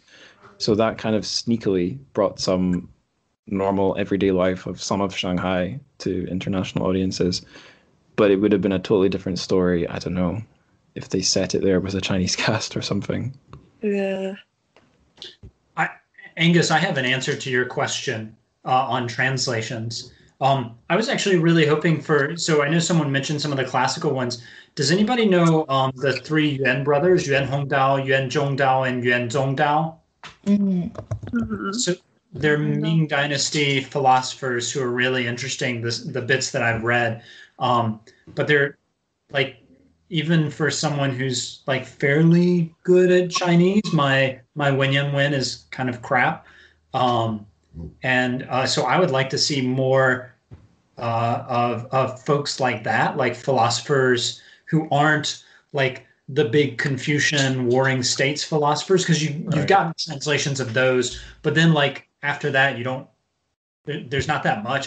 Do y'all know, is there a translation of like Jushi and his writings or anything like that? Like, I mean, just like there's like 2,000 years of all of this interesting philosophical thinking that's just kind of barren in terms of how much is translated. Yeah, that reminds me of like another thing. Like, do you guys know much about if there are English translation of like Buddhism, like koan, like Gong'an? Yeah, I think more academic thing. Like, yeah, it's like from the Indian or the Sanskrit like scripts, or from the Chinese text. I think there must be a lot, but then that they would be like categorized into like the inside the East Asian languages and cultures departments, like which area specialization, Buddhist studies or something. Yeah, because just like Lee just said, like, it's kind of like philosophical. Yeah. Stories and ideas. I think some of it comes to English via Japanese rather than Chinese, because there is this kind of bias in English that kind of biases any discussion of Buddhism in East Asia towards Japan rather than China. Yeah. I was going to say, from a publishing and distribution perspective, which I pretend to know something about, something like what you guys are describing probably has a decent chance at translation, perhaps, because if it's of academic interest, then it doesn't have to survive in like market conditions. It doesn't need to make its money back. It just needs the right funding. But then the sort of where I would be skeptical of that is, how well will it be distributed and read? Like, will it just be sitting in an academic library? Will it have a huge academic paywall that libraries can pay for but individuals can't? Or will a university press publish it but in a really ugly or bland book that won't make it onto commercial bookshelves? So like, I feel like something that in a way, I think academic presses and publishing are great because they can bring stuff into another language without it having to be, tick capitalist boxes, like make money back. But then on the other hand, the upside of having the commercial angle is the publisher has to put in the effort to make the thing sell and make it look nice. But I guess that's hard, there's no magic answer for that one. I guess that explains why a lot of professors assign their own books as right. undergrad and graduate school. I just did my master's in the pre-modern Chinese literature, and I have some friends from my master's that went on to do PhD, and one girl, she is at Princeton in the Asian religions field, and her research is on disability, body, and healing in medieval Chinese Buddhism. So like very, very niche. I don't think like anyone besides her in that whole Princeton department was doing it, and she's doing very meta stuff, like interdisciplinary nature of Buddhist images and interactions between like images and practitioners in the realm of dream in like Chan Buddhism. like I don't think, even if you go into like into some like temples in China and find the people working there, they wouldn't be able to tell you much about these things. So I feel like even if they're published, the audience would be small numbers of people, but it's still like very cool to have people like interested in all sorts of things. So I completely agree about would love to see more ancient texts, but it's kind of for a different reason. I gotta qualify this. I'm not a big philosopher kind of guy, but this stuff comes up over and over again in the fantasy stuff I translate, And I cannot tell you how many times the authors will, this is just, web literature, pulp fiction kind of stuff. But the authors will draw on these things constantly, not in a very deep way, but just as a flavor thing or to create some kind of magical technique or something. And so will come across this stuff that just like doesn't come up in any dictionary or anything, and I'm like, what the heck is this guy talking about? And I'll try to be doing my research, and I'll give you a really good example. Was in the novel I most recently, or the series I most recently translated, I came across this reference to the 10 Tao's or 10 ways or paths or whatever you want to translate it, and I started trying to figure out like, what is this? Because this author will a lot of times use the ancient, whether it's Buddhist or Taoist stuff, he'll pull it in, and he won't really use what it really means, but he'll kind of touch on it a little bit. So if I don't know what exactly he meant, then I don't really know how to translate it. So I was researching it. I really couldn't find much online, even in Chinese. Basically, according to what I could find in Chinese, this 10 Tao's or 10 paths or ways or whatever was introduced sometime during Tang Dynasty times. And I was thinking, I pulled it up here really quickly. The way that they were listed was: don't kill, don't steal, don't perform evil acts, don't lie, don't double talk, don't curse, don't use erotic speech, don't be greedy, don't be wrathful, and don't be wicked. And I was thinking, like, man, this is so reminiscent of the biblical 10 commandments. I'm wondering if they're like connected. And based on my cursory online research, apparently Christianity was coming into China roughly around these times. And so I'm really curious, like, is there a connection between those two things? I couldn't find anything online, at least in Chinese, much less translated into English. So I too would love to see more of that stuff and have it available if for nothing else, my selfish purposes of being able to understand it when I'm translating it in the less important realm of online fiction. Yeah, I feel like that would be something show up in like secondary research by scholars or like professors or PhD students, and I think very soon we would have like the digital humanities field would develop into something that when we put into keywords, we can just scan through like the whole, like, I guess if everything is digitized, like you can see people's PhD thesis and like immediately find that in their paper, hopefully. Because otherwise, like all of them are buried into like the deep like library archives.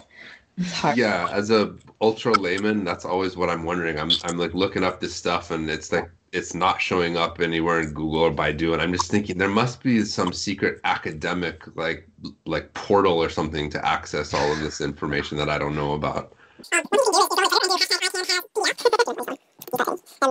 Hello to the 7th member of the party, Jeremy Jr.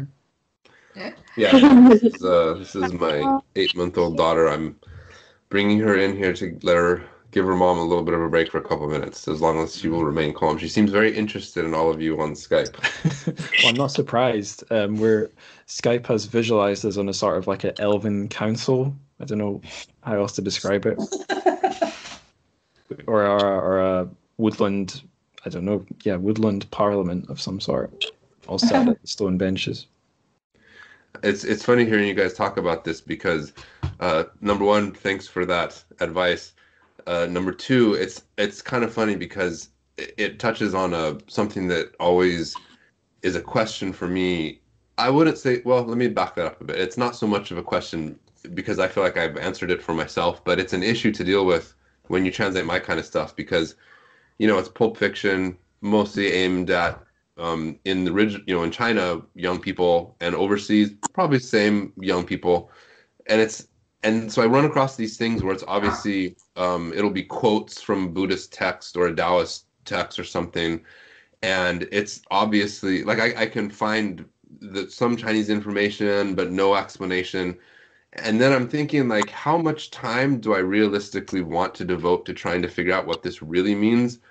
Considering that it's basically not important. Like it'll be like, imagine it was in English and like it's like John Wick movie and the guy says, "Don't you know thou shalt not kill? Well, you're gonna die," or something. And you're Chinese, you never heard of thou shalt not kill. It's kind of like that's not the deeper connotations aren't really that important.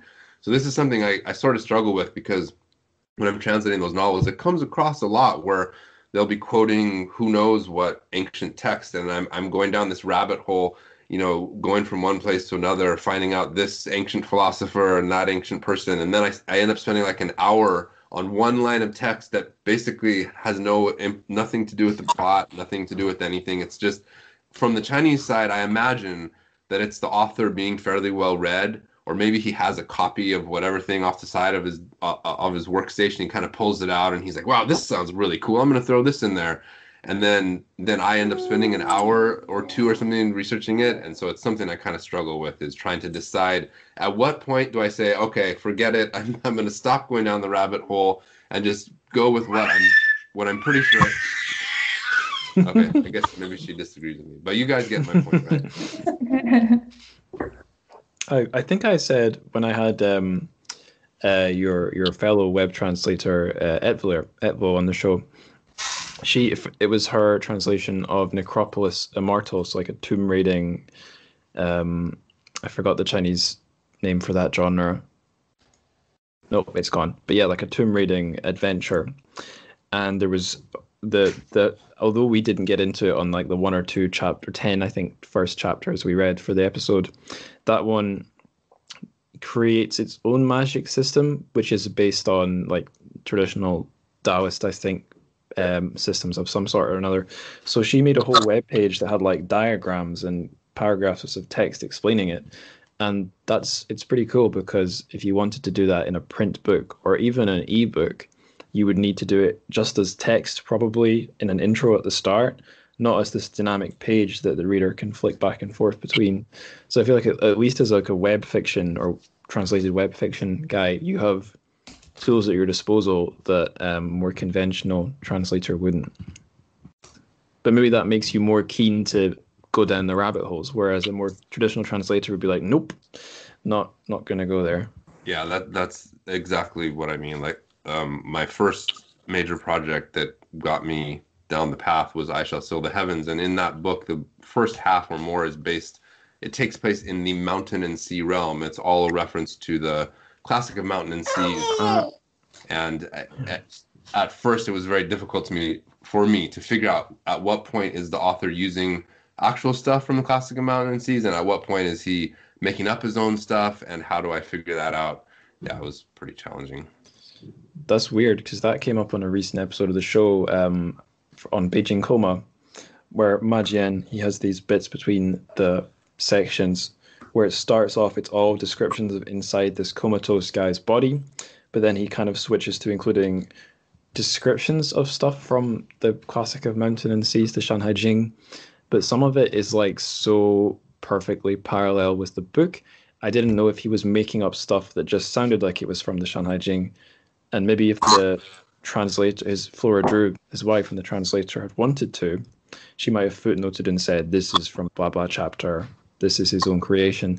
But like, especially in a print book, that might destroy the magic a bit, destroy the immersion. So yeah.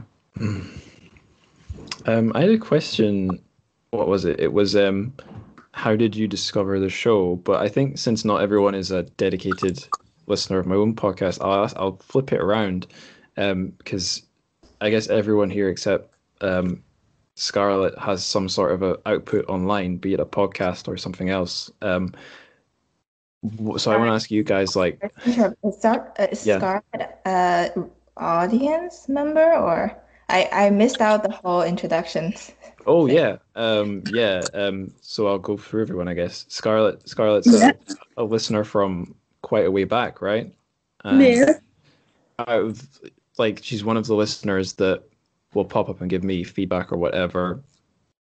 I don't know if there's a way. How do you phrase that? Fairly engaged listener. And then yourself, Tianchi, Yang, and Lee, you guys have all got your own podcasts, and you've all been on the Mega Crossovers. And Jeremy goes online by the name of Deathblade, and he translates wuxia into English, mostly from like web stuff. So that's who we all are. But I wanted to ask you all, when people find your output online, who are there any like is what am I trying to say? Do they say how they found it, or do you get like particular recognizable types of listeners or fans, or is there just anything interesting you can say at all? For me, it's simple. It's really easy. It's just all my friends. I force them to listen. Yeah, and those who can listen the whole episode and give me feedback gets a cup of bubble tea when I meet them post-pandemic. I guess. And the main interviews that I plan to do are all with my like friends from my master's time, because I did like masters in East Asian field, so they're all like kind of that PhD students, things like that. I think I've said before in the show, my closest group of friends from like school, like high school, most of them are engineers, so they don't even read books. So I can't make them listen. I don't know if any of my old like expat friends from China listen. I didn't want to spam them too much, and I'm not in regular contact with them. I did ask. I had a friend on my master's publishing course when I was in Edinburgh who, when I told him he's starting the show, he was like, "Oh yeah, I've read a classic of Chinese lit. I've read The Water Margin, Outlaws of the Marsh, Shui Hu." I was like, "Cool. Do you want to do an episode with me?" And he's like, "No." No. At least he was honest. I get a lot of. Sorry, go ahead. No, go for it. I was just saying, I get it from all different directions. Like, I'll get people that show up on the YouTube channel and comment and be like, "Wow, I followed your translations for so long. I had no idea you had a YouTube channel." Or I'll get people that, say, "Oh, I've just found your channel on YouTube. It's so great." And then they go from there into finding other stuff. So it's kind of like it seems completely random to me. I'm not really sure where people are mostly coming from. It's hard to say. Yeah. YouTube seems to be a really good one for getting like found. Yeah, I was working with, I did a panel with, I don't know if you've heard of Immortal Studios. Peter Xiao is the son of Xiao Yi, a pretty well-known wuxia author, and so they started this media company recently making, I think, primarily comic books right now, based on the works of Xiao Yi, his dad, and I think they just launched their second Kickstarter for an original title based on those works, and I've been kind of consulting with them since even before they made their announcement of the company, and then I did a panel with them recently, and I think their marketing director on the initial meeting was like, "Oh yeah, I've been following your YouTube channel for years," and like, what? How? Like, seriously? I thought he was joking, but then he started like mentioning really old episodes or videos that I had done a long time ago. So it's always strange to run across people who know me and I don't know them. It's an odd sensation. I guess they're out there though. It's funny. So we had that same sensation. Like, we were for a while just putting stuff out into the ether and not knowing if people were listening. And then you have people who are like, "Oh yeah, like I know about you and Rob and the arguments you have," right? Like, so it is kind of weird to. I mean, it's literally broadcasting, right? But Angus, to answer your question, we get a lot of folks who are either grad students, not surprisingly because we're grad students, or people who have previously been grad students and then left but wanted to kind of like keep a toehold in Chinese literature. So I don't know how they find us. We haven't figured that out yet. I think it's the name of your podcast. It's perfect SEO. Yeah. That's why I chose such a similar name for my one, really, because it does what it says on the tin and it shows up in search results. Yeah. Yang, do you and your husband get any interactions from listeners, or is it? Well, I actually not really keeping track of. There are people like send me emails. I feel like there are a lot of Chinese Americans, or maybe they're Chinese, I don't know, living in other countries. They grew up here in the West, but they want to know more about their roots. So they listen to my podcast. And there are some foreigners living in China, like they listen to my podcast to know more about Chinese culture and stuff. Recently I received an email. It's like an elementary school teacher. She said, oh, she's a music teacher and she asked me for like a transcript from like one episode or something. And she said she is going to like talk about a musician. I don't know who the musician is, but she said she's going to talk about the musician in her class. And what the musician says one of her favorite favorite story is like a Chinese story, and that's how she found my podcast. And she asked me if she can really play that episode to her like elementary school kids and think, oh, that's kind of interesting. That's great. So, yeah, I think on the modern literature episode, I think I was talking about how once or twice people had said I would like to play this for my undergrad, I don't know, Chinese studies class or whatever, like the Dingling episode or something, and that was kind of cool. But I can't imagine. Well, I suppose it depends on what's in the episode, but being played to a class of very small kids, that's almost more cool in a way. Yeah. I've been toying with the idea of doing a podcast myself for like a really long time. One of the reasons one of the arguments against it is that it basically would be like yours, except more niche, like way, way more niche. So I kind of feel like maybe I'm talking to you, Angus. It's like, I'm into Chinese translated web fantasy fiction. It's like such a small, narrow readership. And then also for all of the reasons I already mentioned before to you, it's like I can barely do one YouTube video a month when I used to do one a week. And so I was talking with my wife about it recently, and she vetoed it, saying I just don't have enough time.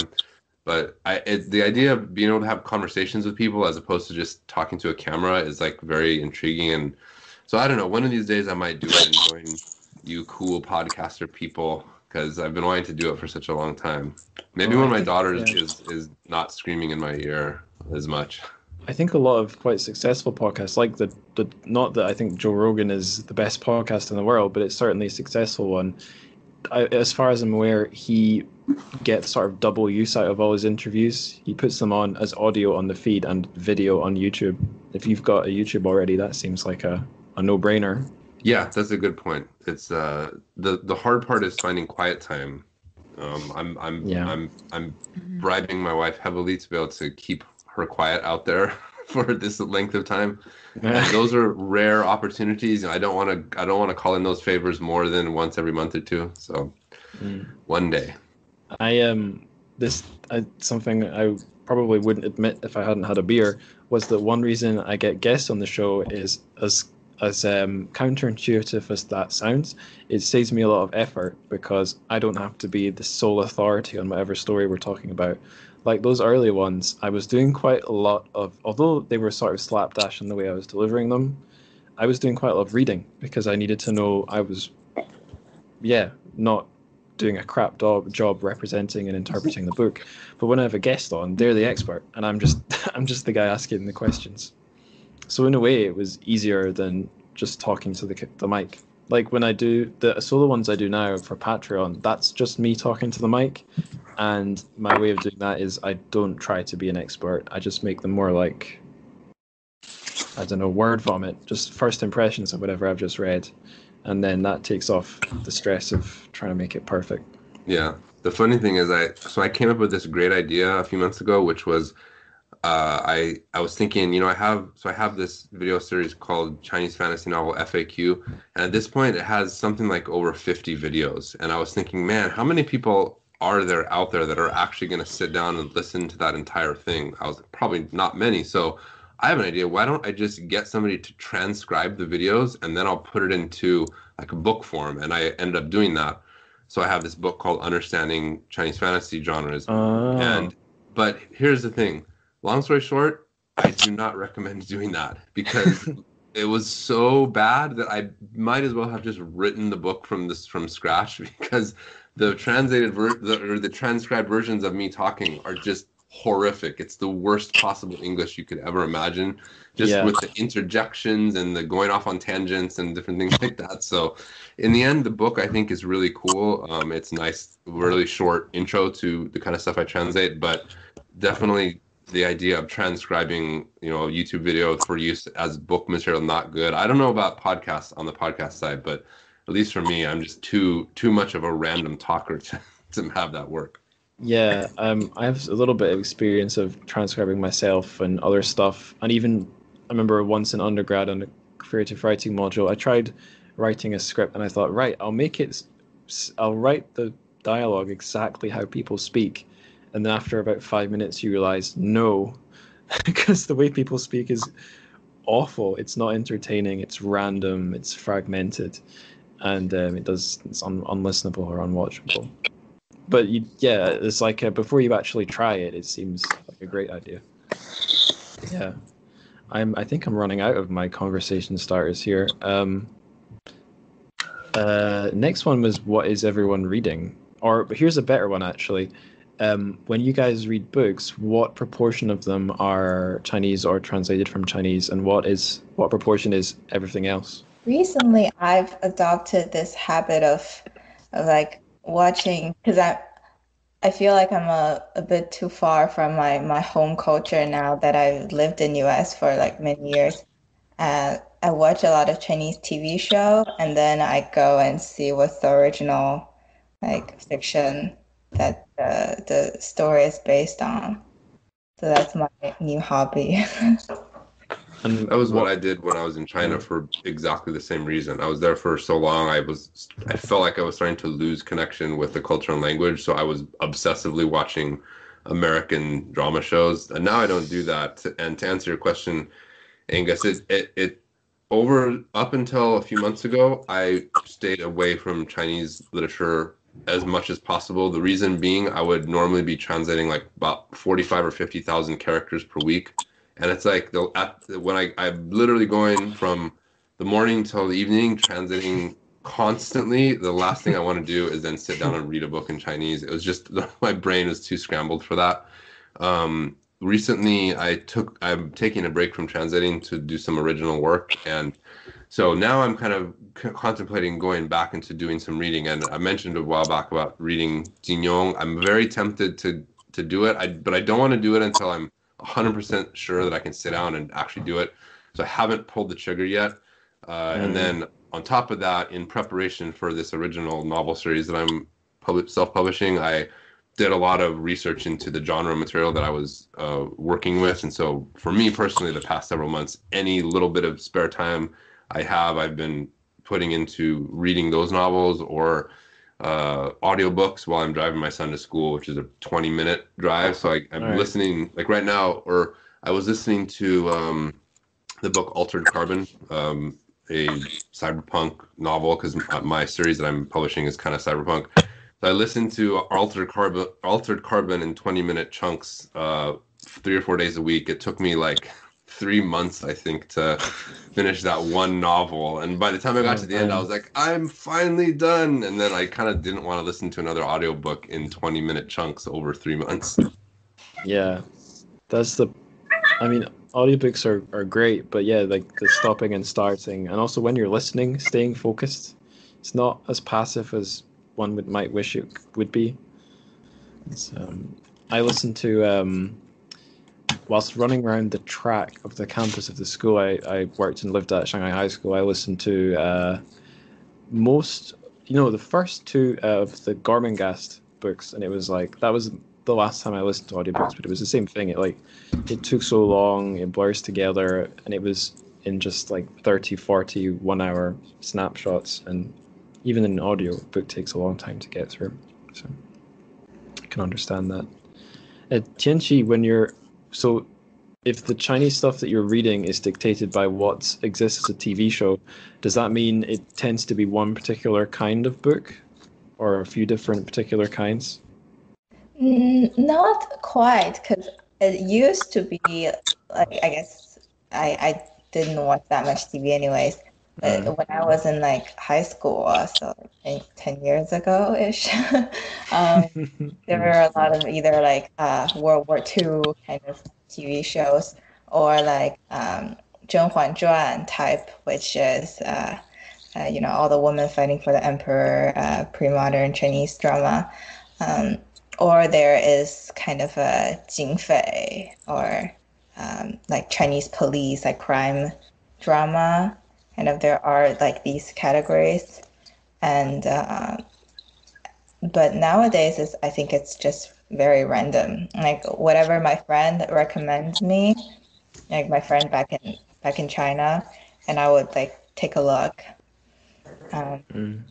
And I sometimes can get because my mom is in sort of a like she works for TV station and she's in the media industry in general. She knows some people in the film and TV industry, and she can get some of the scripts for the TV shows, and I sometimes read them too. If there is no like original novel that it's based on. And I thought that's interesting too, because I'm fascinated by just how much like audience views there are in China. The market is really whenever there is like a new movie coming out, it would be like 50亿 or like 40亿 it's crazy. Like, yeah, just. I remember I had that thought about numbers because although it was not anything big, I've actually been on Chinese TV. I've been on you know how different provinces have their own channels? I've been on the Zhejiang channel because there was some stupid program where they would send a presenter to different schools and show clips from the schools, and whichever the school I was at, Moganshan Waiyu Shuexiao, the foreign language primary school of Moganshan, they must have had connections because they regularly got visitors, and it was just two guys with a DSLR camera they were filming on, and of course they wanted to film the foreign teacher. So I got put just for a minute or two on this program, which got onto this provincial channel, which in any other smaller country would be no big deal. But the population of Zhejiang is something like 50 million or 60 million. It's like the same as the population of England. So that was my bragging rights back home. Even if only 100 people watched the thing when it aired, it was like, this is on a TV channel for a province with 50 million people, no big deal. Even though I saw how it was filmed, like the most unprofessional thing you can imagine. Yeah. There are a lot of there are a lot of like more and more like foreigners in. Oh, there is a really good YouTube channel. Forgot the name. I'll get back to you guys. It's really funny. Mama Hu Hu, I think. Yeah. It's really funny. They're amazing. They were, so I was living in Shanghai when they were getting bigger and bigger. And I haven't watched many of their videos since, but I did notice, you know, the Scottish guy on Mama Hu Hu, with the short hair, he's got kind of a small head. He got on BBC TV recently. So he's, because I think he's gone back home. I think he's back here in Scotland somewhere. Kicked out of China because of COVID. Yeah.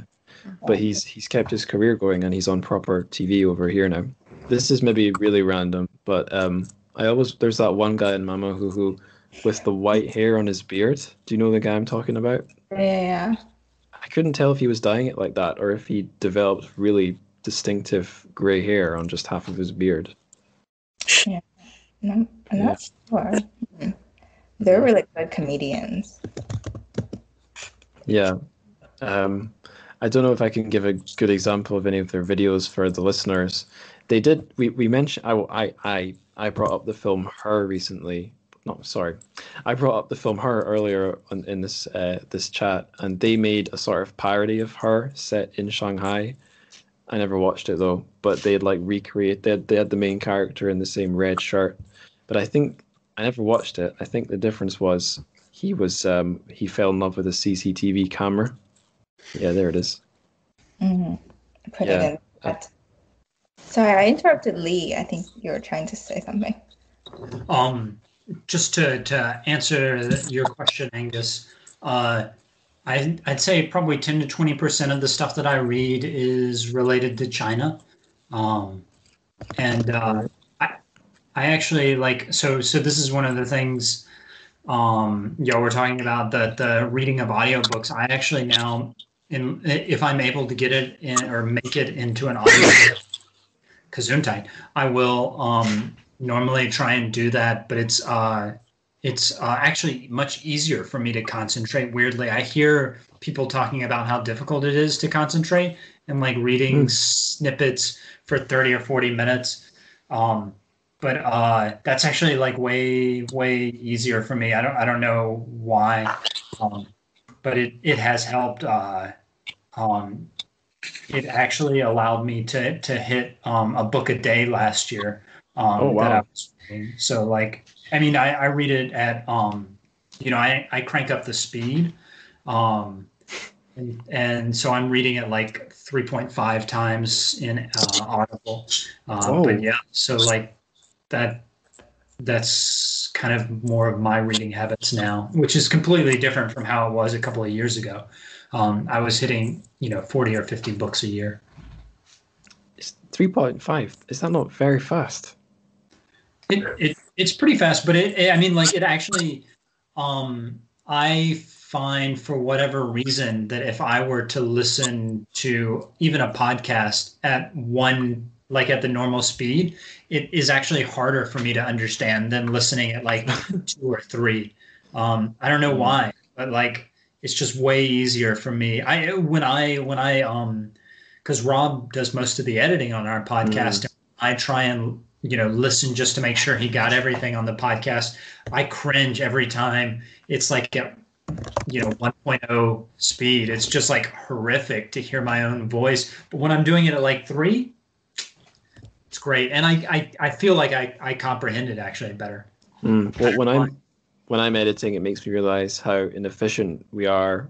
Well, I don't know. If we're using robot logic, humans don't communicate that efficiently in terms of like time, because we are constantly going these horrible breaths into the microphone that I edit out, and then also the pauses and the ums and the ers.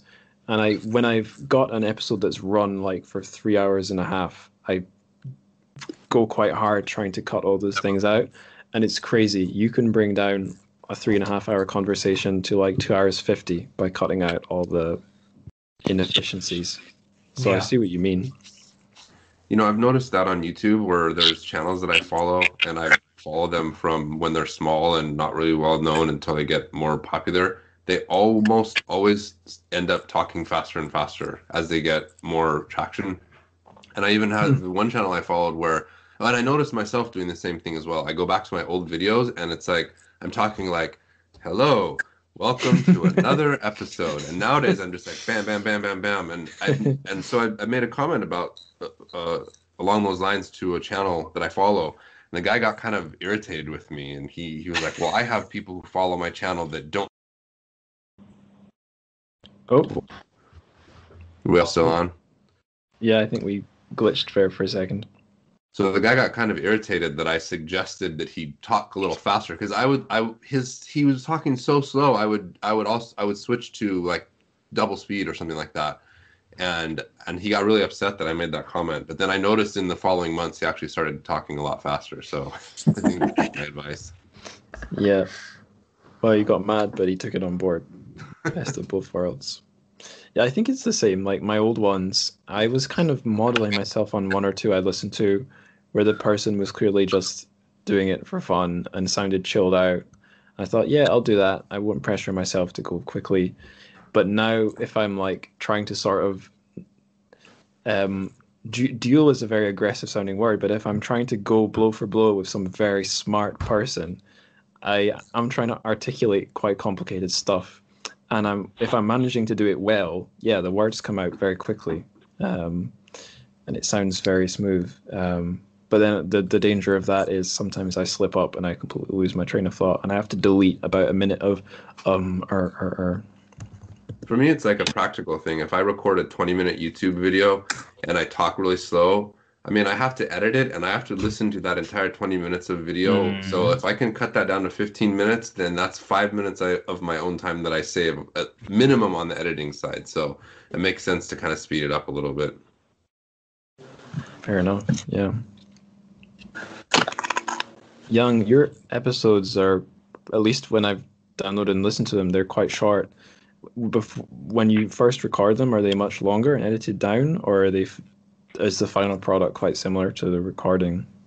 Well, I definitely like edit a lot, like for the first few episodes, because I probably don't know what I'm talking about. And then usually probably like I record for like 30 minutes and it became like 10 minutes audio in the end. So right. What about you, TnChFic? For exactly like recording wise? Or just like how'd you go about doing it? Because I guess it's different for different people. I'm so lazy. I also on the part of like speaking speed.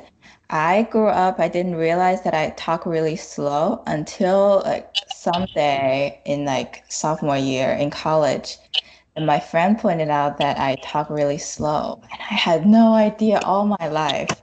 I always thought that I was speaking at like normal speed. So it's probably just like something that people don't realize at all, especially for people like me.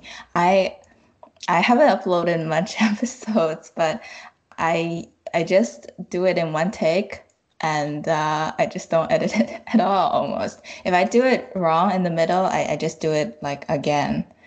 But I've been like digging up my old papers and turning them into podcasts. So basically I was just reading my old like academic papers. So those are already like written. So I'm not quite like a podcast style. Are you worried about what will happen when you run out of papers? Yes, like right now. I've been lazy the past month because I'm also studying like coding on the side. I've been interested in digital humanities for a while and like natural language processing and all those things. But for my podcast, I'm gonna upload some interviews with my friends, and that's easy on my part because it's them talking and me talking much less. And for my podcast materials, I've been doing more like I guess for theme like thematically, kind of for Women's Day. I was gonna upload something after reading Lydia Liu's book on this Chinese feminist He Ying-zhen. So it's more like academic, I guess. So more like book reviews, I guess, in a sense, kind of introducing those in the episodes. Cool. I had another question, but it's gone from my brain. I'm gonna try and recall it. Is it because I talk too slow? Sorry. No. If I'm being honest, it's because I've had a beer and a whiskey since we started, and I feel the effects. I guess I was going to say about my own reading. I have a bit of a dilemma because when I was in China, what you were saying, Jeremy, wanting to, and you TnChFic as well, wanting to get a little bit of home, or at least, if not home, a familiar culture, because the magical thing of reading stuff in English, a lot of the world is pumping out English language books, not just Scotland and the UK where I'm from. I'd be reading stuff that was definitely not Chinese, because I was living in China every day and I was homesick. But now that I'm back, it's just the grass is always greener. I wanted to read stuff translated from Chinese, read Chinese news, and now that I'm doing the podcast, it's flipped again, because I have a load of books on my bookshelf on my Kindle that are translated from Chinese, or they're non-fiction about China, and any one of those, it's kind of like metaphorically speaking, money in the bank, because if I read a translated Chinese book, that's something I can do an episode about later. So like I read a Hong Kong translated Chinese book, Second Sister, not because I knew I was going to do an episode in it, but I know I have it in the bank. If I ever don't know what to do an episode on, I can just do that one. So there's always some sort of reason for me to read one of those. But on the other hand, it's like sometimes I get really tired of them, but also I know as a reader I shouldn't just be reading one thing obsessively because I'm going to end up pretty blinkered. So I more or less end up being like 50-50. I'll finish a book that's translated from Chinese and I'll force myself to read something else. But like right now I'm reading, what is it called? In Heaven, Everything's Fine. It's a collection of short stories inspired by the films of David Lynch. So very far removed from Jin Yong and stuff. But once I finish that, the little demon on my shoulder will be like, now you need to read something translated so you can do it on the podcast. Everything's become kind of like a, I don't know. My philosophy is like you should read stuff that you enjoy and that will make you read more, but it's so easy to sort of corrupt that into reading things for some sort of logical, rational, self-seeking reason. It's a clever way to do it. I mean, that's what we do. So about, let's see here, I think I started working in 2018 on a tabletop role-playing game for Osprey Press called Righteous Blood, Ruthless Blades. It's based heavily on Gulong. And so we started a podcast to kind of promote it and also go into the influences. And we based each podcast on a movie. And like I was saying, like I've mentioned numerous times, I don't have a lot of time, and that goes for movies as well. But because we started this podcast, it kind of forced me to watch the movies so that I could prepare for the podcast. And then I got to watch the movies. And so I think that's a very smart way to do it, is tie in your entertainment with the content you're producing, and then it kind of all becomes a virtuous cycle. Or it could be the opposite, I guess. It could be the opposite. That's the thing. On one hand, I love the idea of love the work you do and you never work a day in your life. On the other hand, I'm kind of opposed to the logic of everything has to serve a purpose. Everything has to be rationalized and businessified, but whatever. Life is life. It's a very Taoist critique of reading right there. Yeah, maybe I just shouldn't read. Why do things have to have a purpose? Yeah, I mean, maybe the most Taoist thing to do would just be to watch what the Netflix algorithm tells me and never. I see we've been on the call for 2.5 hours. I guess we've been recording for more like 2. So I'll bust out the last question in my list of questions. So I asked you guys before, what would you really want to see translated into English? But how about on my podcast or on anyone's podcast, what books would you really like to see covered and put out there into the podcast planet? I'm interested in like AI generated novels. I don't know if anyone is interested in that. Of course, there aren't that many out there, but I've been reading some and it's interesting, and just like the whole, I guess, interdisciplinary, the marriage of like machine learning and like AI and writing as a creative product, and that is like cool.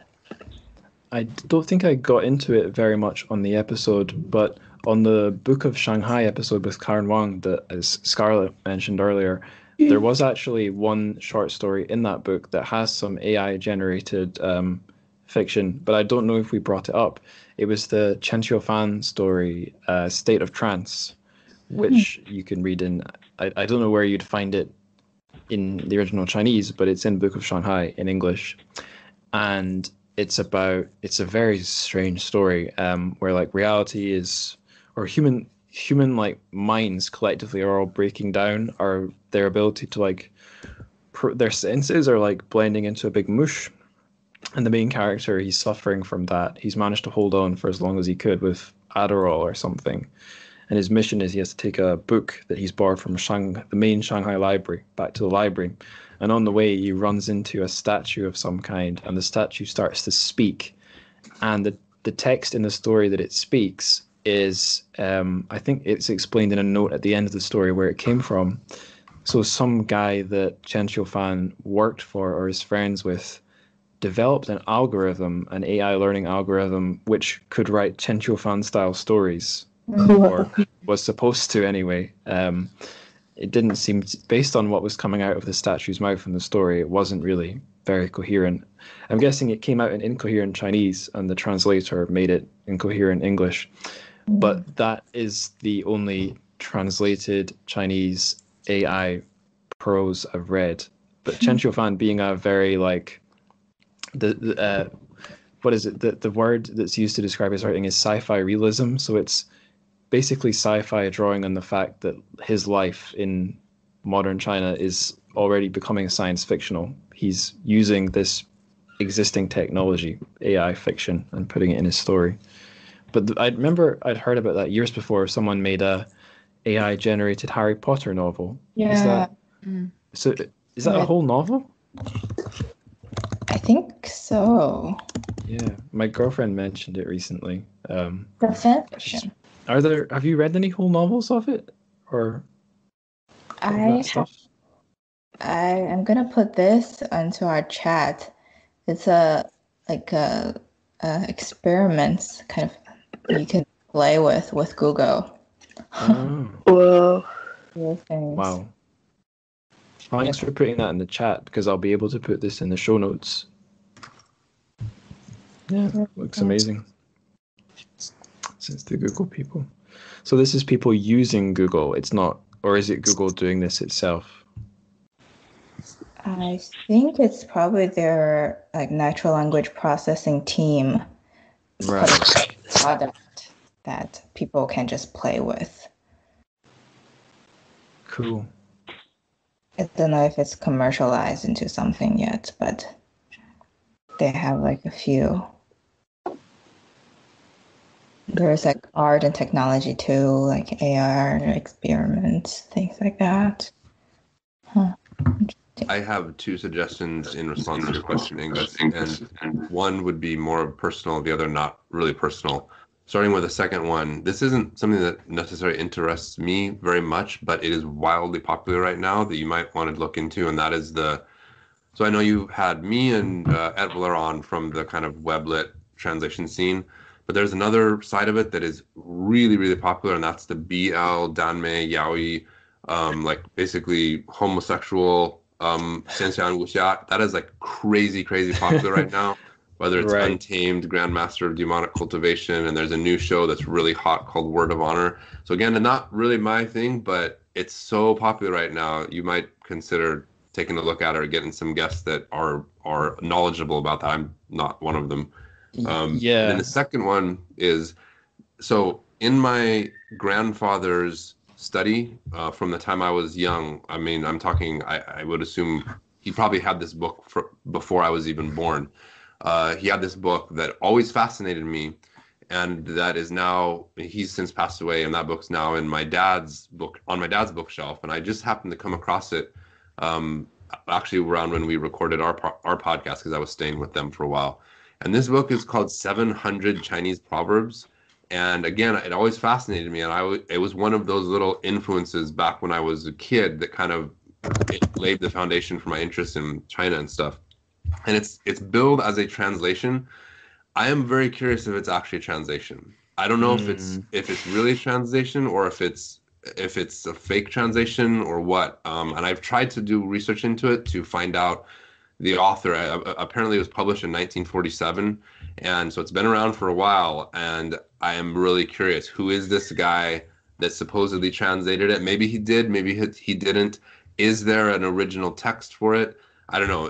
Given all your contacts, maybe you know somebody that knows more about it than I do. But whether it's an actual translation or not, I think it might make an interesting topic to look into. And for decades now, I've been curious about where this book actually came from. Okay, I'm going to type the name of that book into the chat so I have it on record. 700 Chinese proverbs. Is that right? Yep. All right. I will set my research demons onto that and see what they find. Cool. There was something I was going to say. What was it? Oh yeah. So yeah, I've seen on Twitter people tweeting about the Untamed. Yeah, and I didn't get a sense of what it was, but based on who I saw tweeting about it, that if it's the themes you described, that sounds about what I expected. Well, the thing is, the original novel was definitely a BL novel, but the Untamed, so that's the Grandmaster of Demonic Cultivation, which they also made an animated version of, but the BL Untamed, boy which love, is that right? What was that? What does BL stand for? Like boy love? Boy love. Yeah. Not every listener was going to put that together, I think. Right. So. Well, the Untamed is not, though. That was a mainland production, so they took that aspect out, and they're like bros. Yes. And then from what I've heard, I haven't watched Word of Honor. Word of Honor is actually, so the Untamed is Xianxia, definitely like you can tell if you're familiar with the two genres that it's not wuxia. But the Word of Honor, I forget what it's called in Chinese, is really, really, really popular right now, and it is similar kind of thing. But it's wuxia, and it's, from what I've heard, even more. It's also a mainland production, so they can't really go full bore. But from what I've heard, there's a lot of subtext that makes it really, really obvious that it's kind of more than a bromance. But again, it is a mainland production, so they're pretty limited in what they can actually portray on screen. I in my undergrad, when I was doing English Lit, I was doing it mixed with film studies for the whole 3 years actually, but I had a lot of film studies classes, and one of my best lecturers, he was a gay man who, one of his specializations was melodramas, and from American melodramas mostly, from the 50s. And it's a funny genre because, 50s America, Hollywood studio productions, they're not going to be putting out boy love movies. They're all very, well, on surface level, very heterosexual man and woman love stories. But if you can see the subtext, or if you think about who was watching them or the way they're presented, they are extremely gay because of the subtext. Or very camp, and he absolutely loved them. So, even if the boy love element is completely on surface level scratched out of the Untamed, I can see exactly what you mean. You can't censor the things between the lines, or you could, but it would be an insane mission. Yeah, the Untamed, I've been doing like reaction videos to it on my channel, and it's a really good show. I'm not sure about a Word of Honor, but yeah, if there is a novelization, and I'm pretty sure the novels of both of those are available translated, so I'm sure you could find some people that are knowledgeable about it that could give you some interesting insight.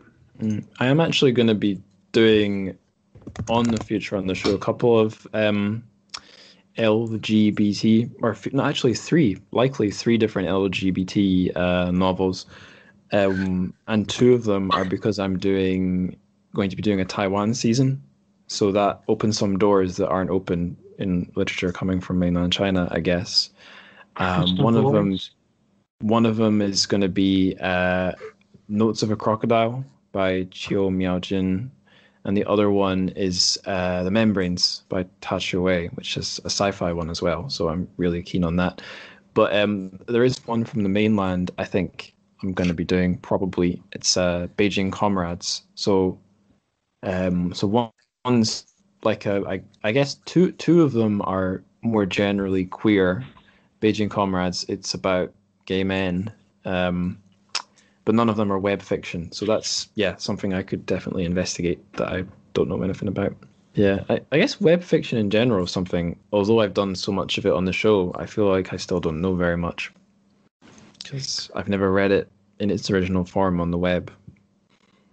I mean, it's so new, and I mean, I don't claim to be an expert on it either, but definitely hot. A lot of people on both sides of the sea that are reading it. So, and my only caveat or suggestion or warning is that the fandom for the Untamed and Grandmaster of Demonic Cultivation is I don't know the right word. Just there's a lot of people who are brand new to the genre and they don't really know much about anything.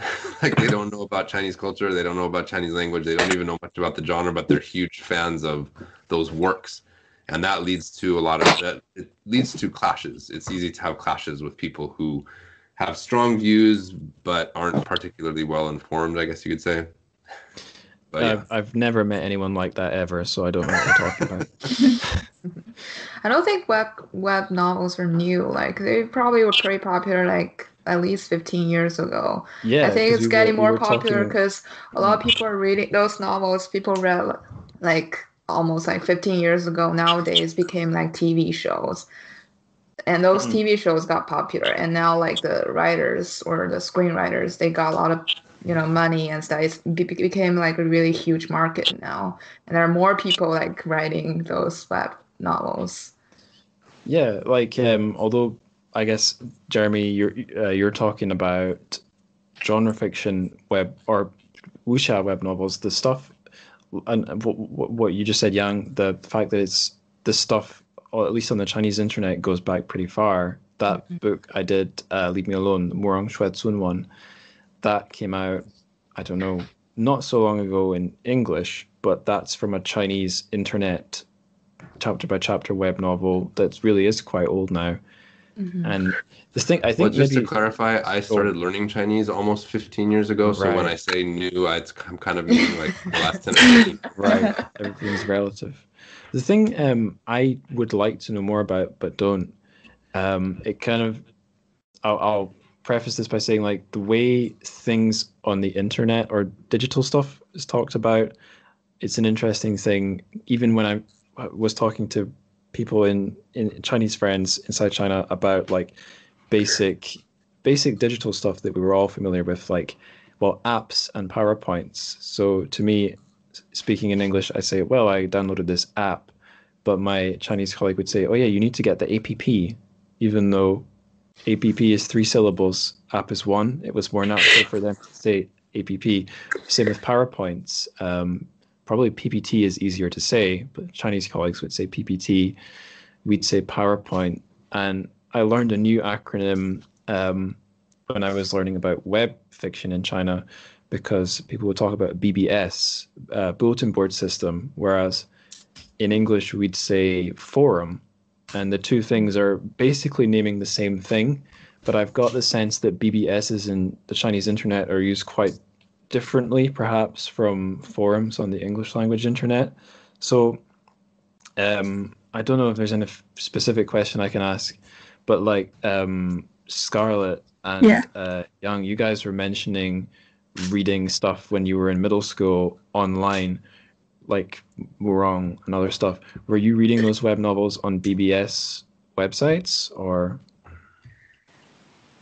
Well, I didn't, but I know people like post their before they really publish the book, they really like post their stories on the BBS, because maybe that's before blog. I don't know. Is that maybe a similar time as when blog got popular? Yeah. And there was a forum, and people just like, okay, I'm gonna just write this story. I write like 2 paragraphs, 2 chapters, 1 chapter per day or something, and there are people just follow that post and say, okay, like keep going or whatever, and so they got more viewers, and they just finished the whole novels.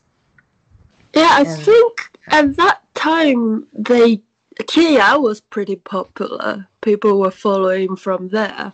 Actually, before Tianya, there was 榕树下. Oh yeah. That's like even older, like the early 2000s.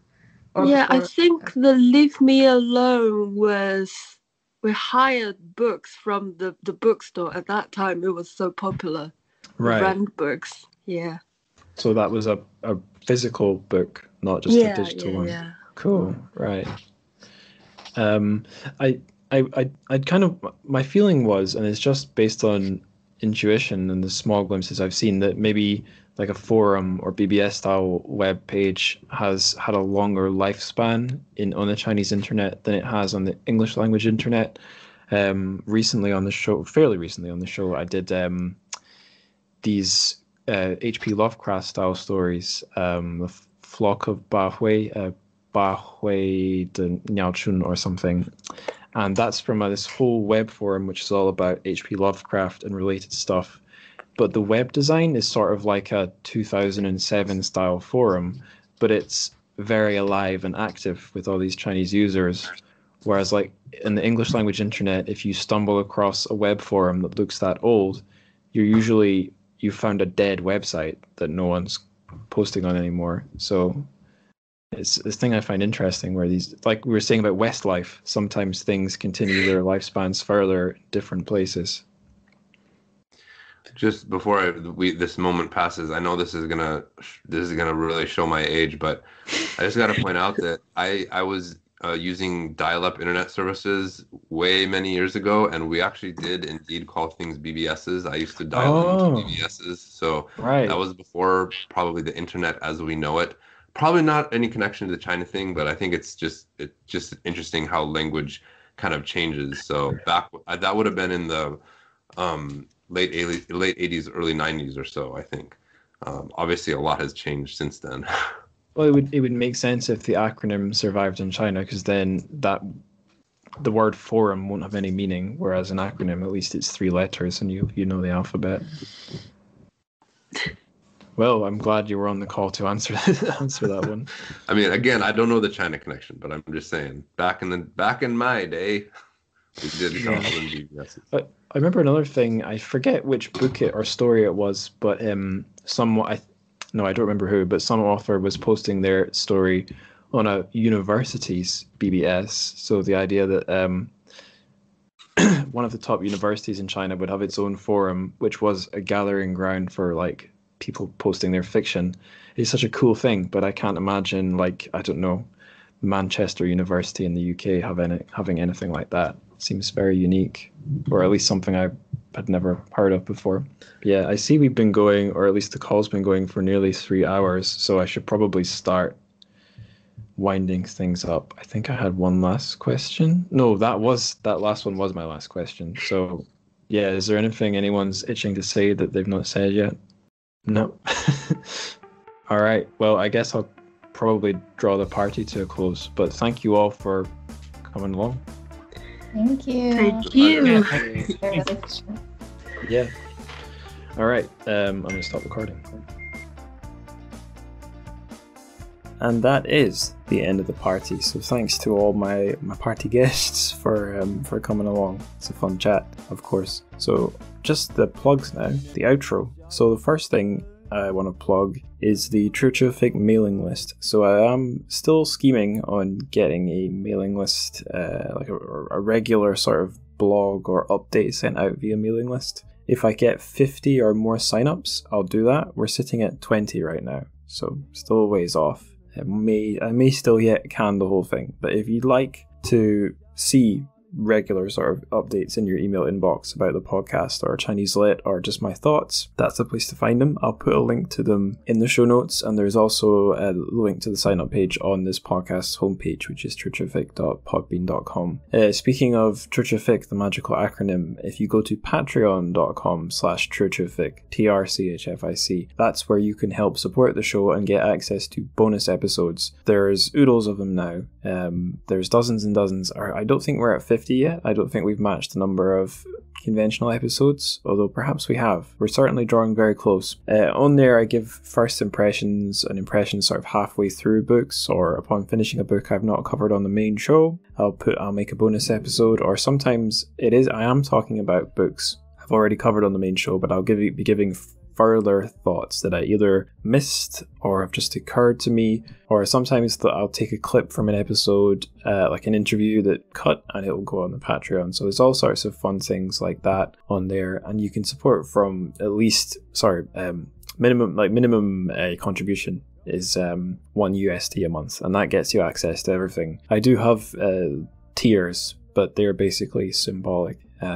$1 gets you everything. $1 a month. If you'd like a one-off payment that will get you access to all the bonus episodes, you can do that too. There's like a a Podbeam premium feed. Just go to the support page for the show, and links to all the different ways you can support the show are right there, both of those included. Social media, so ways you can get in touch with me or just get updates on the show. If you've got feedback on anything you've heard, like if we missed something or if we got something wrong, or you want to ask a question or just anything, there's a few good places to do it. Probably number one, would be Instagram, just because I hate Twitter and the Discord's quite quiet. But yeah, the podcast has an Instagram at TrChFic, TrChFic. I post like promo stuff and clips from the shows in the posts, and in the little stories thing at the top, I'll put more fun stuff. Twitter, if you'd like to, I don't know, see me tweet occasionally about Chinese lit stuff and avoid getting into arguments with all the crazy people on Twitter. That's where that is. So I just use my own Twitter for the show. It's at Angus Likes Words. Angus Likes Words. That's me. The show has a Discord, which you would be very welcome to join. That'd be a good place to talk to other fans as well as myself. There's an invite link in the show notes, so just click that and you'll be able to jump into our little Discord server. We'd love to see conversation there.